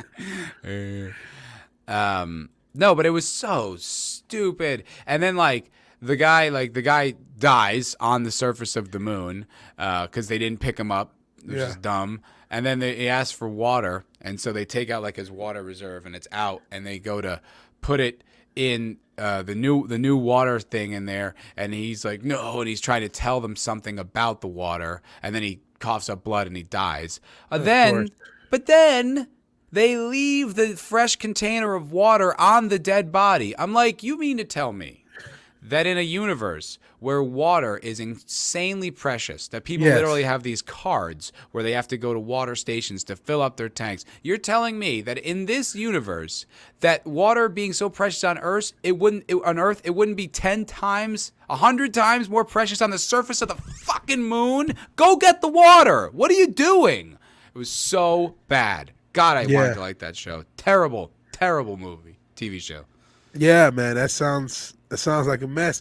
And one thing I wanted to say, you made your little Korean comment, but people are getting dumber across the board. Those next generation of Koreans, they're probably just as dumb as our current generation of Americans. So they're just like, you know what I mean? They can't build anything. They're I don't buy that. Somehow Elon's figuring it out. Fuck Elon. I'm just saying, somehow his SpaceX is, they don't, all these spaceships getting people to the moon or to the USSS or ISSS, like, somehow he figured it out, and we haven't had like a. What? We're not in space. It's all a myth. Okay, I don't know about that. Fuck Elon. The For no reason it has anything to do with anything. By the way. No, none whatsoever. Yeah, waste of resource. Yeah, it was such a poorly conceived show. I was like, oh my God. I was just sitting there like I couldn't believe that they were literally saying, oh, this guy can't carry his own weight. It's like, then don't make him carry it. You're on the moon. Yeah, that seems like if ever there's a time where this doesn't matter, it's now. Because the moon and the weight, it's not going to be a big deal. No, 1/16. Sheesh. I couldn't believe it. I was like, this is so, what, the world building just collapsed in one fell swoop. Oof, so bad. Don't watch Silent Sea. It sucked. It sucked. And Morgan Holloway's break is over. I'm glad you spent some of your break with us. Hell. So thanks. Enjoy. Do you care that Peaky Blinders is coming back for Series 6?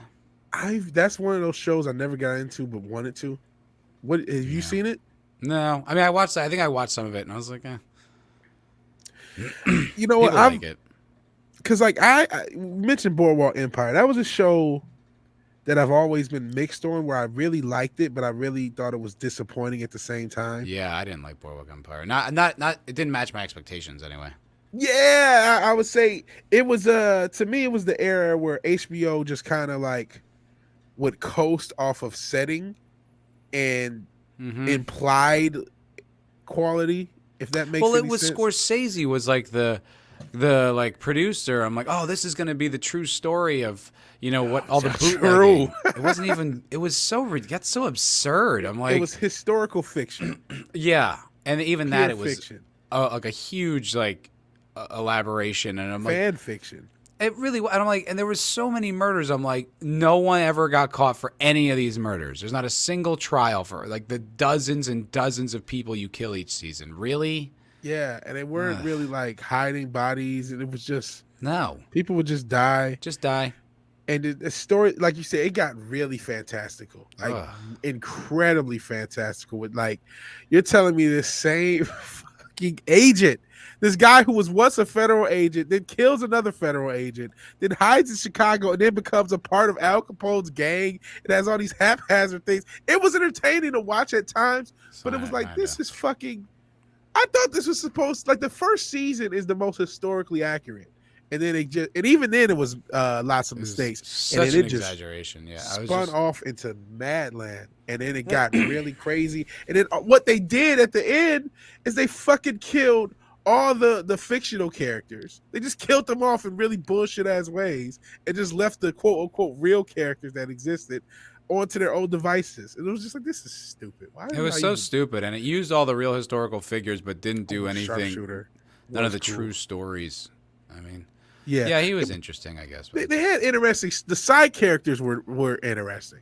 They had a lot of interesting side characters. Had little cool stories. The setting was cool, but it just was like, this is just a mess. You know what I mean? And then some of the story, it was a letdown. It was a letdown of a series. And so, but I still wanted what that was purporting to be. You know what I mean? That's exactly what it was. I wanted it to be good more than it was actually good. Yes, I wanted a early century crime drama, and that's what Peaky Blinders is supposed to be. So I've always been interested in that concept, even though I haven't seen it. But part of it is like, man, Boardwalk Empire was such a letdown, such a hype job. It was a complete hype job. Boardwalk Empire. I remember when I started watching Peaky Blinders, to me it just felt like every other gritty, violent show. It was like, okay, he's the king of this gang or whatever, and he's got a drug addiction, and he's dating a prostitute, and it was like, it just felt like all the earmarks. It was just like The Nick. It was like, he's a doctor in a gritty time, but he's got a drug addiction. It's like, all right, it felt so by the numbers. So I was like, I'm not that interested in this show, and I was all primed to watch it because I had just finished watching that movie Locke with Tom Hardy. Did you see that? I did not. It was good. It was another movie that it wasn't one take, but it all took place in one location, which is essentially his car while he's on the phone, and like his whole life is falling apart. It was really, it was a really good concept, a really brilliant experimental film. And the director was this guy Stephen Knight, and then he is the creator of Peaky Blinders. So I was like all psyched to watch it, and I was just like, yeah, this is fine, but I feel like I've already seen this. Yeah. Bright as Day says Locke was okay if you can tolerate the format. So yeah, no, it's an experiment. I mean, it really is an experimental film. But the good thing is it's short. It's under 90 minutes. It's like 80 something. It's like right about the time when it would have gotten boring, the movie ends. So it was really clever, and it's just him on the phone with like different people, and his like life is completely falling apart, and it's pretty interesting. Huh? That seems cool. Seems like worth the watch. Yeah. Are you interested in YouTube star set to fight Floyd Mayweather Jr. in Dubai? Sure. Yeah, I am. I like Floyd. I wish I could do the fucking impersonation. This is one guy does like Floyd Mayweather. He sounds just like him, and I can't do it. Dominic Smithers. Yes, Smithers. Oh, we are running out of time. We got to do the Chuck Dixon at some point. Yeah, we'll do this soon, and then we'll do the Chuck Dixon. Yeah. A YouTube star is set to get in the ring with Floyd Mayweather Jr. Money Kicks, real name Rashed Belhassa fought twice last year and has now revealed that he is in the late stage negotiations with the undefeated 5-time champion. Whoa, wait. The 20-year-old who is the son of a billionaire and has been previously labeled Dubai's richest teenager says the fight is to take place on the 20th of February on a helipad at the Burj Al Arab Jumeirah Hotel. Oh my God. So you know what? Scratch what I just said earlier in the year. I said white women are the most privileged group on earth. No, it is like super duper rich Arab teens. Huh. Because they can organize a fight with fucking Floyd Mayweather. Why I'm giggling, I don't know if the mic's picking it up. I didn't mute myself. No, I heard you. It's fucking like Floyd Mayweather's ability to make money for less and less work. It's has become amazing. Fascinating. It is fascinating. Like, he hasn't even been a pro boxer in what, like 10 years almost? When did he fight Pacquiao? It's 2015? Something like that. 7 years. 7 But wait, years. but he had another fight that made him Yeah, he fought undefeated. Was it Berto. Nobody the cared about. McGregor? Oh yeah, and McGregor. Then he fights McGregor. I which think that doesn't was a really real count. fight. I don't know. That's a real fight. It's not really real, but it's like McGregor could fucking knock you out. He can knock the average human out. Yes, Yeah, definitely. And he could knock. I feel like there's a lot of boxers he could probably knock out. probably. Professional athlete. That left hook was mean. Yeah. He was a skill. He was a very skilled striker, especially for MMA. But hey, I mean, I'm not saying that wasn't a real fight, but he wasn't a real boxer, so he wasn't going. Yeah, no, it's not like he fought Canelo. Yeah. So it was like, okay, he's not a real boxer. So that was the first stage. It was like, That's hey, a good point. extending out. Then he fought this guy in Japan and just beats the shit out of him for no reason for like $8 million. Oh, like, yeah. Okay. Totally forgot about that that. guy. Then he fucking fights. But that guy was a real kickboxer, but he just knocked his ass out because he was like way bigger than him. And then it's like he extends out. Like, okay, at least the first two guys, they are actual fighters. Even if it's not this discipline, they're fighters. Then he goes to a fucking YouTuber. Which Paul? Jake Paul? One of the Logan Pauls. Paul? One of the Pauls. Jake. It was Jake. Okay. No, Jake Logan. Paul. It was Logan. Logan's the older brother. He's the one who's got less fighting experience. Okay, yeah. Jake is the more athletic, more like actually legitimate dangerous. And one, look, and carried him. He legitimately carried him through that fight. Yeah, I mean, it looked like he wasn't. And I don't mean that. I don't mean metaphorically. I mean picked him up and carried him through that fight. Because there was a lot of hugging, like they were long lost best friends. Yeah. And so he is constantly going further and further from real competition to the point where this is basically My Sweet 16, the Arab Billionaire edition. Where I mean, is it not? Am I missing something? Exactly. Nope. That's exactly how I read it. Because remember with My Sweet 16, they have like Ludacris perform or some shit. Mm-hmm.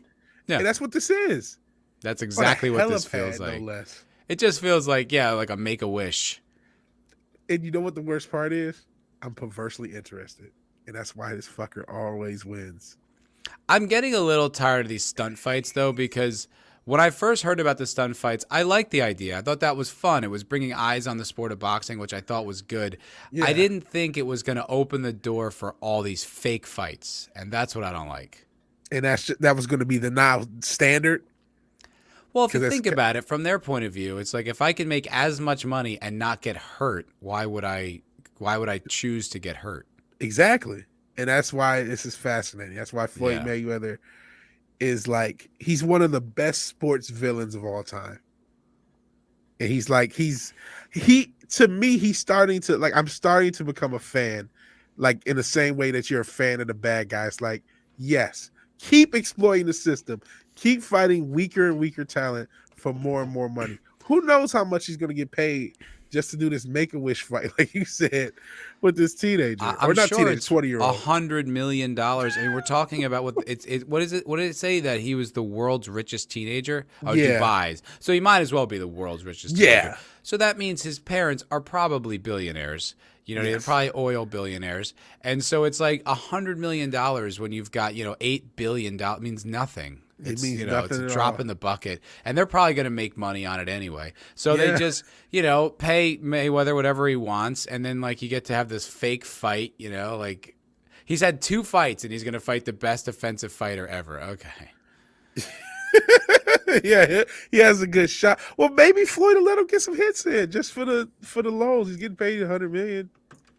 Yeah, I'm sure he'll sell it. He's got it. Like, hey, we're giving you $100 million. Let my son get some hits in, fucker. I'll just beat his also ass. Mayweather, like, because he's so good at defensive fighting, like, there's going to be a lot of things that look like hits. There'll be a lot of those glancing blows that bounce off his shoulder and shit like that. Yeah. So it's like, I don't think it's, speaking to Sky Sports, Belhazza said he's a massive fan of Mayweather and is super excited to get the chance to go toe-to-toe with the boxing legend. Yeah. He said, I never thought I would ever fight Floyd. He is the best fighter ever. When I was young, I would collect the Money Team caps. When you were young, aren't you like 19? Yeah. What, 3 years ago when you were young? It's like 7 or 8 years ago now. Yeah. We're old. Mayweather's team asked my team for a meeting. We thought, no way this will ever happen. The same day of the meeting, I saw Mayweather saying, I would love to fight Rashad. Look at this guy. This is Mark. I mean, I don't know. I'm not saying I could beat him. He might have really fast hands, but I'm pretty sure Mayweather could take care of him. Yeah, I think he'll be okay. He is serious. It is an honor that he has called me out. I thought this will go viral. That wouldn't be the first time Mayweather has gotten in the ring with a viral star, though. Last year he fought Logan Paul. Yeah. Oh, my Logan. goodness. Okay. Is there any footage of this guy boxing? What's his name? Rashid Probably. Belhazza. I'm gonna see if there's any. Maybe on his YouTube. Watch, he has like 1 trillion followers on his YouTube, and he's He like probably massive. does. I mean, You know? how easy would it be to go viral if your dad's a billionaire? Yeah.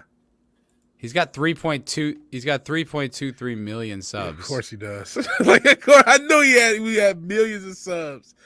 I knew it. Well, he probably has an awesome life. I mean, it's probably girls and cool cars and you know what I mean, celebrities and shit like that. Like, I've heard some wild stories about some of these guys. Like, I heard like these sheiks and shit. Yeah. Like, what they'll do is they'll find like an actress or an Instagram star or some like gorgeous chick that they want to bang and just pay them like $100K. Yeah. Fly them out to Dubai, bang them, and then just send them on their way, and the girl gets a giant payday. Yeah. Oh, yeah. Well, have you heard about the Dubai porta potties? No. Oh, so these sheiks are not just paying big money to like. Oh man, I don't know if I should expose poor Bartholomew to this crazy life, but like they're like shitting on these girls. Literally like, shitting? Yeah.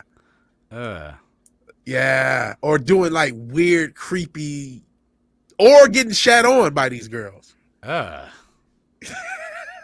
don't like this one. The other one of them being able to bang any woman in the world that they want. That's like, awesome. Some of these guys are into some wild shit. Basically, they're not just going there and just doing standard missionary. And they're getting a lot of them though. That you say 100K, a lot of them getting more than that. Because I mean, get shot, whatever it is. But I just like the idea that like the truth of the matter is that women are prostitutes and you can just buy them if you have enough money. You could buy celebrities. Yeah. Everyone's got a price, and it's like, what's it? All your dignity and integrity goes right out the window when you're getting $500,000 to bang this sheik. What? Oh, do you have a price? Can a sheik come to you and say, Matt from Foulball Productions? Let's say we're at 1 million subs, and they're like, you know what? You're looking mighty cute. What's the number? God. What's the number? Money's no object. 50 million. $50 million. Yeah, 50 million. It's nothing. Would anyone have to know? Maybe. Would it be public? Oh God. Maybe. Hard maybe. Because that I'm would a be. sheik. I do what I want. I'm paying you 50 million. What do you think? I do what I want. I don't care. Maybe yes, no. I don't know. I'm a crazy sheik. I can see you squirming. Yeah, you can't, because you can't take that back. You can't undo that. Yeah. Sorry, Morgan Holloway. Got some 50 pukes. Snorted poop is bird.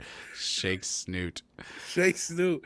Privacy and discretion. Gee. I mean, Yeah, everybody can't do it. wants to say they wouldn't do it, but if you see a briefcase open and there's $50 million in there, like, I mean, I don't like this hypothetical at all. I shouldn't have tossed it out. We say once would you sell your dignity or some shit? This is basically everyone's got a price. I gotta say no. I gotta say no to anything. I gotta say no, no. That's what I would. That's what I say. I'm not. No. I would probably say no. I'd probably say no, and then like regret it. Yeah. Like, no, wait a minute. I just blew all this money. You didn't go to Romania, so why go see the shit? No, I mean, I definitely could have been like a little plaything of Hollywood guys and gotten a lot further if I want. You know what I mean? And I didn't want to do that, so no, probably not. But it would. Did you ever get a soft proposition? It would be a. It's never spoken about. Yeah, I heard they never come out overt, but they just always say something sly, and you're like, but supposed if you to get it. Well, and it's also like you have to get in with the communities somehow. You have to you got to make friends somehow. So if you're just, hanging out with these guys, well, that guy's an agent at CAA or whatever. Yeah, you know what I mean? So, oh God, I don't know, 50 million. A lot of money. That's a lot of fucking money. Well, luckily I'll never be faced with that proposition, so I won't have to make that decision. Thank God. Yeah. Initially, at the beginning of this story, I'm like, man, we need to get famous so one of us can fight Floyd Mayweather, and one of us, or we can tag team match the Paul brothers. No, I don't want to do that. Those guys would kick the shit out of me. I'll fuck one of them up. I don't give a fuck. Dude, those guys are really, I mean, first of all, they're both big. They both are big, and now they've both been fighting like 4 or 5 years. So I mean, look, Jake Paul has got fast hands. I don't think he's a good boxer, but you leave yourself open, you'd knock him right out. He probably would knock me out. That's because the longer they do this, the more serious it gets, and the more like you can see, like, okay, they are getting better. So they're now at least amateur level fighters at this point. Elvis asked, would I go woke for 50 million? Now, we've had this conversation before. And the answer is probably yes. Woke, yes. I would probably also go woke with it. Like, because 50 woke. million. Yeah, 50 million. Like, I'm not taking nothing in the pooper. I can't do it.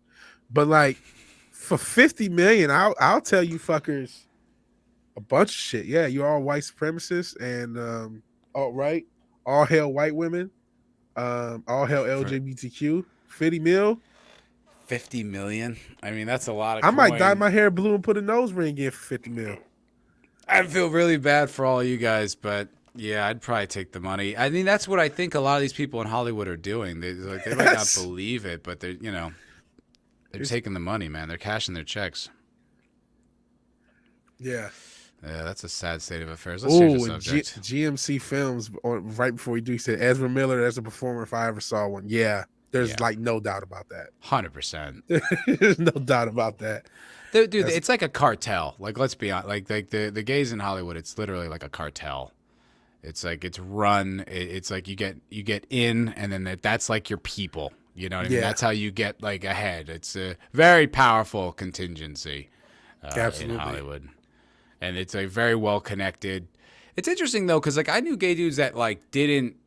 They were gay and they were in Hollywood. They were actors and all that. Like I knew one guy who was on Modern Family for like a long run. Oh, cool. But even he, man, he had a lot of trouble getting ahead. Like I don't know if he just wasn't sleeping around or maybe they just didn't like him. I don't know. But I'm like, even you, Jesus, Jeez, I know. Elvis says, for 50 million, I'd trash Matt, Nerdrotic, and all of you from CBR. No problem. I think that's the truth. If someone just opens up a briefcase, I think I'd still try to be subversive about it. I think I'd still try to be clever, like saying things. Like I think I'd still try to wink at you guys, Yeah, you wink too much, it may take an eye out though. Yeah. Cosmic Fusion says for 50 mil for $2. Thank you, Cosmic Fusion. Hell, hey, Cosmic Fusion.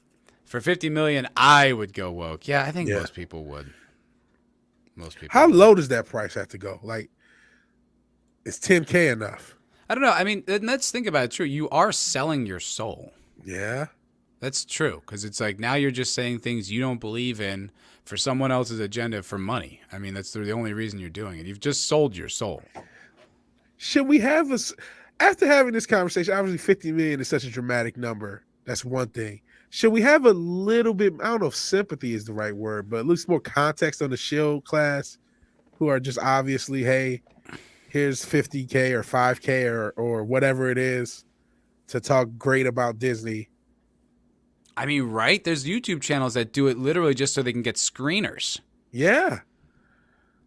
So I mean, like to me, that's too low of a price. Like, hey, I get to see your movie early. Like, hey, that's not enough. Ugh, fuck you. Like, you gotta cough up some bread, homie. Who the fuck you think this is? It would I need to sell this channel out. It would have to be a significant chunk. It's got to be. It would have to be, honestly, it would have to be like hundreds of thousands of dollars. I would say, know that it has sounds to be like ridiculous, but it's mid like six figures, like because it's not like that. I mean, that much money would make a huge difference in my life, but it wouldn't make my life. Yeah, I'm still kind of especially now with this damn inflation, I'm still middle class as shit. And then I'd have to keep doing this and lying to everybody, like making up takes I don't have for the rest of fuck that. Yeah, and I wouldn't be making money off this YouTube channel. I would be selling out this potential because I know that shit's not going to work and people are going to see through it. And I'll get 30 to 40,000 like leftists who are just like, yes, Queen Slave. But like my channel's potential has now been capped by this 500 grand. It's like, I'd have to think about it. I feel like if I'm at the position where they're asking me, it might be too late for them to buy me. You know what I mean? Yeah, it would have to be like life. Like it'd have to be you'll never they have to work ask again. now. It'd have to be you'll never have to work again. You never have to work again. Here's a check, and then it'd be like, all right. Yeah. I still though. I'd have to really think about it. Go meditate on it. Pray to God. Be like, what do you think? He's like, take the fucking money, stupid. No one's listening to you. You're not Rogan. Chill. Yeah, shut up. No one likes you. Yeah. Constant Fusion brings up a good one. They paid Rogan. I know we gotta get to Chuck Dixon before we get out of here. But yeah, they paid Rogan $100 million. He's still pretty base. Still getting in trouble. So. Right. No, I mean, look, Gary makes a good living at this, as far as I can tell. And so it's like it's possible to make your dreams come true. Sticking by your word. That's why I mean it would have to be the type of money that I'd never have to work again, because otherwise I'd rather just keep doing this. Yeah, me too. All right, last article of the day. Mr. Chuck Dixon explains what bothers him about race swapping and modern entertainment. Now we talked about Idris Elba and Thor as the picture. Yeah, it's funny because he's like the least offensive version of like the race swapping thing. You're kind of like, well, we like Idris Elba though.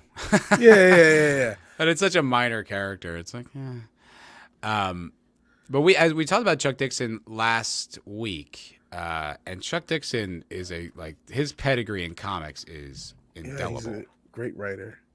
Like. What did he wrote for? It said like it was the Punisher in like the 80s and 90s. Yeah. He did the Punisher and Batman in the 90s, which is like we're talking about. He did Bane. Bane is him. Really? Yeah, the whole Nightfall, Broken Back Batman. That's his idea. He did Punisher in the 80s and 90s. So that's like really those are iconic runs of those characters. Like the Punisher ones is when he was that's how he's defined. Yeah. I mean, and he also pioneered the Nightwing series, Robin Nightwing. Wrote 70 issues. Dope. Yeah. So he was an impactful, and those are all like impactful eras of those, like the way those characters have been defined since. He impacted. Keely Chow says he's Comicsgate. Is he? I didn't know if he was says. officially Comicsgate, but I know he seems to be. That's pretty cool. Does he have like? Maybe he's just saying that. Like maybe he's just saying that he's saying Comicsgate like stuff. Yeah, maybe. Yeah, that would be cool. I wonder if he's ever done one of those like what's it called? Indiegogo sort of things, because those things get pretty big for a lot of Comicsgate guys. It's true. So let's read the article. It says, legendary comic book writer Chuck Dixon recently explained what bothers him about race swapping in modern entertainment. Chuck Dixon's explanation came during his latest episode of his ongoing YouTube series, Ask Chuck Dixon. I got to check this out, dude. Yeah. He's got some fucking hot takes, man. I like it. Maybe we should see if we can get Chuck Dixon on. Sure. Yeah, that would be great. Let's try. Why not? Ablo Show asked Dixon, hope this finds you well. This might be a dumb question, but have you ever thought about doing a fantasy-type character like Conan or an Elric-type character in a pre-colonial Africa-type setting? I'm from South Africa, so I might be a little biased, but feel pre-colonial Africa is underused as a fantasy setting. By the way, I agree with this guy. Yeah.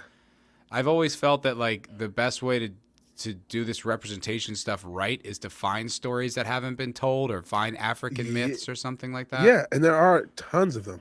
There have Tons to of them be. to There's yeah, a whole culture. They exist. There are tons of them that exist. I mean, some of them were tossed in like Black Panther. Like Bast is an actual African god, I believe. The god that supposedly gives him power. But like that doesn't count. Like there's actual full tellings of how these stories are. And that'd be nice to toss some of those out. That would be fucking awesome. I mean, we've been telling the story of like Beowulf for like millennia. Yeah, it'd be cool to like go in a different direction. Hear some new stories and not rob the integrity of the other ones. But we all know that's not the point. The point is to undermine the West. Absolutely. Fantasy sword and sorcery, deviltry, and stuff like that of Robert E. Howard always intrigued me, and I always felt that sword and sorcery went great with the more slob hero. Thanks for the new phrase, by the way. Slob hero? Have you heard that expression? No, I have not. Checking it out on the interwebs. Hero and slob. I don't. That must be some kind of. That feels like SJWE or something. Like some kind of like someone came up with a. Yeah, probably. Yeah, I don't know what that is. Well, if anyone knows in the chat, would appreciate it. Gritty, pulpy revenge tales. The type of stuff I always thought you did great. Your take on Frank is always fun. Show concluded. Oh, that's the same guy. Okay. Dixon responded, this is such an awesome question. It's one I've asked myself over and over again. We're seeing now, and it's all due to this sort of woke period in entertainment, we're seeing a lot of gender and race swapping characters. And generally here in the United States, when they race swap a character, they replace a white character with an African American. If you notice, they never replace an Asian or a Native American character with an African American. It's always a white character. All good points. Interesting how that works. I don't know what the point of that is, he says. Dixon continues, in some cases it's okay. The Equalizer with Denzel Washington I thought was great. Hey, it's Denzel. I mean, Denzel is going to play Macbeth. That's fine with me because Shakespeare is malleable in that way, so I don't care. Shakespeare's plays aren't historical dramas. They're not historical recreations, so I feel it's okay to play with them. Also, I mean, how many times has Shakespeare been done? Do whatever you want with it at this point. It's 600 years old. Exactly, 600 years. You could do a million things. Yeah. And that's one of the things about like the stage that gets underrated. You can be malleable and just do whatever you want because all that stuff is. It gets a little annoying when they make Macbeth a woman. You're like, all right. Then it just something I'm like, okay, you know what I mean? Now we're just entertaining you. Now we're just sort of, you know what I mean? We're just like humoring you. Like, all right, you know. Everyone has to be represented, guys. It's just like, yeah, but that's just, you're just like, all right, whatever. Dixon then explains what he takes issue with. But the thing that bothers me about it is that replacing a white character with an African American character, I don't care about cultural appropriation. That's nonsense. What does concern me is, aren't there any interesting African American characters on their own? I agree with this. 100%. Thank you. Aren't there any characters who build upon that heritage, that build upon the history in a positive way? Absolutely. A lot of people have been saying this. This isn't even, a cutting edge take. But I mean, it's the guy who wrote Bane and the Punisher who's saying it. So that's where it's like, oh, okay. Right.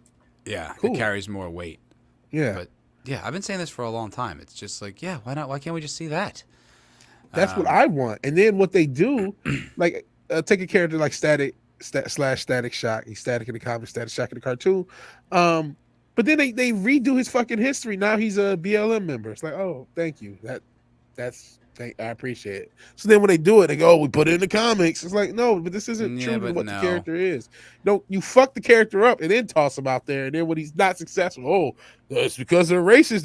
White audiences don't want black characters to be off. It's like, no, don't fuck it up first. That doesn't count. Yeah, and then there's also like all these characters that, like Gary's pointed out, that are black or LGBT that already exist that aren't being portrayed because, you know, they don't have like the market value that these other characters do. So they take the character with the market value, then they race or gender or the sexuality swap them, and then they get their brownie points and they get the market value attached to the character. They're just fucking snakes. It's cheap. But you know what? Even that's a bullshit excuse. I think Gary's pointed out. Sorry if we're just aping their right for now. But like Star-Lord was not a popular character before Guardians. And then they made him into a popular character. They didn't change him to do that. But just pick a character. If they would have picked a black character and just made him Donald Glover at a certain point in time when he was at his peak popularity, people would have just watched it because people like Donald Glover. That's what they did with Chris Pratt and Star-Lord. They could have done that with tons of black characters, but they didn't. They haven't. They didn't try it. That's not what they want to. Cosmic Fusion, sorry, for $5. Thank you, Cosmic Fusion. Much appreciated. He says, Chuck contradicts himself. You can race swap Shakespeare because it's not historical. I hate to break it to him, but comics aren't historical either. Yeah, I guess the idea is just like we were saying earlier, Shakespeare has been done 600 years. 600 years they've been doing Shakespeare. They've been doing different versions of it. There's a million different remixes of it too. Like it's beyond public domain. You know what I mean? It's been on. It's public domain. It's public domain. It's a part of culture to where it can be. There's jazz versions of, you know, Shakespeare plays. There's different remixes that have nothing to do with race. I said remixes, but just re-envisionings that have nothing to do with race. Maybe in 200 years, all of these myths can be in that space where you're like, oh, you can do whatever because they've been doing Superman for 300 years. But we're at that point. They've only been doing Superman for like 70 years. But I mean, even if they did a black Superman and he was still Clark Kent from Kansas, you know what I mean? I wouldn't love it, but I'd be like, I'm fine with it. Like, as long as you don't change who the character is. But the problem is it doesn't come. It's not like you're not going to rewrite Macbeth. You can't. So, but what they will do is they'll rewrite the myth of Superman and make it about, you know, BLM struggles or something, or, you know, LGBT, whatever the hell. Like, they'll force their agenda in there. So it's like, that's where I think it's different. I see your point. It's not a bad point, but I think it's different because it comes with a wave of agenda. They change the perspective of the character. Whereas, like, this is literally just another actor portraying the exact same role word for word as it's always been. Where that when they race swap, they bring a lot more agenda and a lot more changing of perspective of the character. So that's significant for the conversation too. Yeah, the fact that one is going to be a rewrite of something and one is just going to be a literal word for word depiction is also a different thing. Mm-hmm. Because they're not like you said, they're not rewriting Macbeth. Yeah, like if Punisher was the exact same character, no changes, and he was black, I would be okay with that. Yeah. But that's not That's not what happens. Not what they do. Yeah. I mean, we see a lot of negative stories if they do a historical story from an African American perspective. It always has to deal with racism in some way, as that's not the only thing that matters. As if that's the only thing that matters in African American history. Agreed. Yeah. And it's not because African Americans are part of the American story. And they shouldn't be represented simply as a platform for discussing racial disparity or the history of racism in America, as if America were unique. The existence of racism only occurred here. I think it demeans that heritage. I agree. That is like spectacularly well put. Yeah, that is a great way of putting it. And I true. That's all said it better myself. Because it's like we're only avatars of see how America's like all of our concerns are just the fact that we are oppressed. Like, we have no normal concerns. We have no normalcy of life. It's like we're only viewed through that one lens, especially when we talk about like liberal Hollywood. We'll never, that's what I've said this, we'll never get a Fresh Prince of Bel-Air again because every black character in every new show is like oppressed and a member of BLM or needs some white person to have impacted their life in a negative way. It's like, we're not even our own characters, not even independent people. No, all representative of a group and a group mentality that not everyone shares. Yeah. It's not even universal in the black community. It's like there's so many individual black people who disagree with that kind of portrayal and that sort of collectivist mentality, but they are pushed aside and cast out. They're alt-right white supremacists. I mean, Larry Elder is the Yeah. black face of white supremacy, according to them. So Yeah. he's right. I mean, like Dixon is nailing it. Like he's exactly on to the fact that ultimately, really, it does a disservice to the black community as much as anyone else. The Fresh Prince Maybe of even more BLM. so. Dixon then talks about the plethora of opportunity with stories set in Africa. The same for pre-colonial Africa. Talk about a rich tapestry. Talk about true diversity. You've got a continent. It's a pretty big place, and many of its peoples are separated either by war or terrain or geographical distance. In Central Africa, you have tribes that rose up with entirely different cultures than a tribe 20 miles down the river. Different language, different gods, different culture. So you've got this quilt of mythology and history and heroes and villains to draw from. My only question is, why don't they do it? Even a Lion King is Hamlet rewritten. You mean there's not an African story? I can't believe that, he contends. That's a good point. And I forgot, you guys are right. There is an actual Bel Air reboot that looks terrible. Oh, They're doing. Yeah. So Oh no, that sounds fun. That doesn't sound awesome at all. Nope.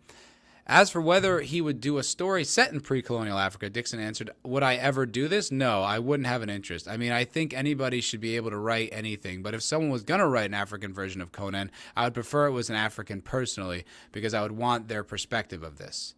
So he's saying he wouldn't tell this story, which in a different time I don't think would be an issue, but now it would almost draw so much heat it wouldn't even be worth it. Yeah, he would get a lot of shit if he did that. But like 10, 15 years ago, if he like authentically adapted like a real African myth, it would be really fascinating and it wouldn't come with all the heat. But now it would just be, oh, this white guy telling a black story. Wow, why isn't it? It would just be, it wouldn't be worth it. Yeah. It'd be all negative press. Yeah, especially as somebody say, oh, he's Commonsgate. They would really call him Commonsgate, alt-right, white supremacist if he did that. Similarly, if you were to write an epic story of the Monkey King, you would want a Chinese person to write it. I wouldn't want to see a movie of Musashi Miyamoto written by a white guy. Some of these things are so bound to culture. I prefer to see what a person of that culture thinks about it, he says. I don't know what the Monkey King is. Never heard of that, but okay. But I mean, it kind of brings up a decent point. I mean, it would be sort of weird that the first time an African myth is brought to the mainstream, it's a white guy who does it. Not that that should matter necessarily, but it does seem a little bit like... it would be best if it wasn't a white dude, I think, ultimately. For PR and perspective and optics, I think that would be the best way to handle that. But I mean, ultimately, I think it's more about the mythology and the culture and having an interest in that culture. So whoever did it, I think it would be a noble effort, a worthy effort. But in our day and age, like I said, the press would just be an exhausting amount of negative press, unfortunately, even if it's done with the best intentions. Sadly, that would be the case, I believe. Dixon did reveal his plans for his own Conan-type character. Personally, Sergio Cariello and I have talked about a Conan-type character set in pre-colonial America. Oh, that's interesting. That's kind of cool. I would take a look at that. I mean, like 40,000 years ago with Native American characters in a Neolithic setting, nomadic Neolithic setting. Woolly mammoths and dire wolves and great beavers and all the rest. Dude, that sounds sick. I would definitely read that. If that was a video game, I would 100% play that. That sounds awesome. Yeah, that sounds pretty badass. The creator of Bane then returned to what bothers him about the race swapping. If you understand what I'm saying, by recasting white characters as black or African American, it is demeaning because it implies that they don't have a culture of their own. And he adds, it's just so wrong. It's just so wrong. Yeah, I agree. I agree with the whole thing, man. I agree with the whole thing. I feel like, ironically enough, I felt underrepresented by the modern entertainment industry because, like, say what you will about a lot of sitcoms, because not everyone was a winner, but there were a lot of like black sitcoms back when I was younger. They just existed, and there were just tons of them. And now there are very few of them, and they all have some stereotypical slant. And not to say that the ones in the past may not have had some in and of themselves, but it's like everything is either BLM or it was a Tyler Perry sitcom. And it's like, I don't want to see this shit at all. I think ultimately, like, This is going to sound ridiculous, but I think ultimately even men are underrepresented in cinema, even when it was like mostly men that were in cinema, because it really only portrayed them as these sort of invincible heroes, you know, like, Yeah.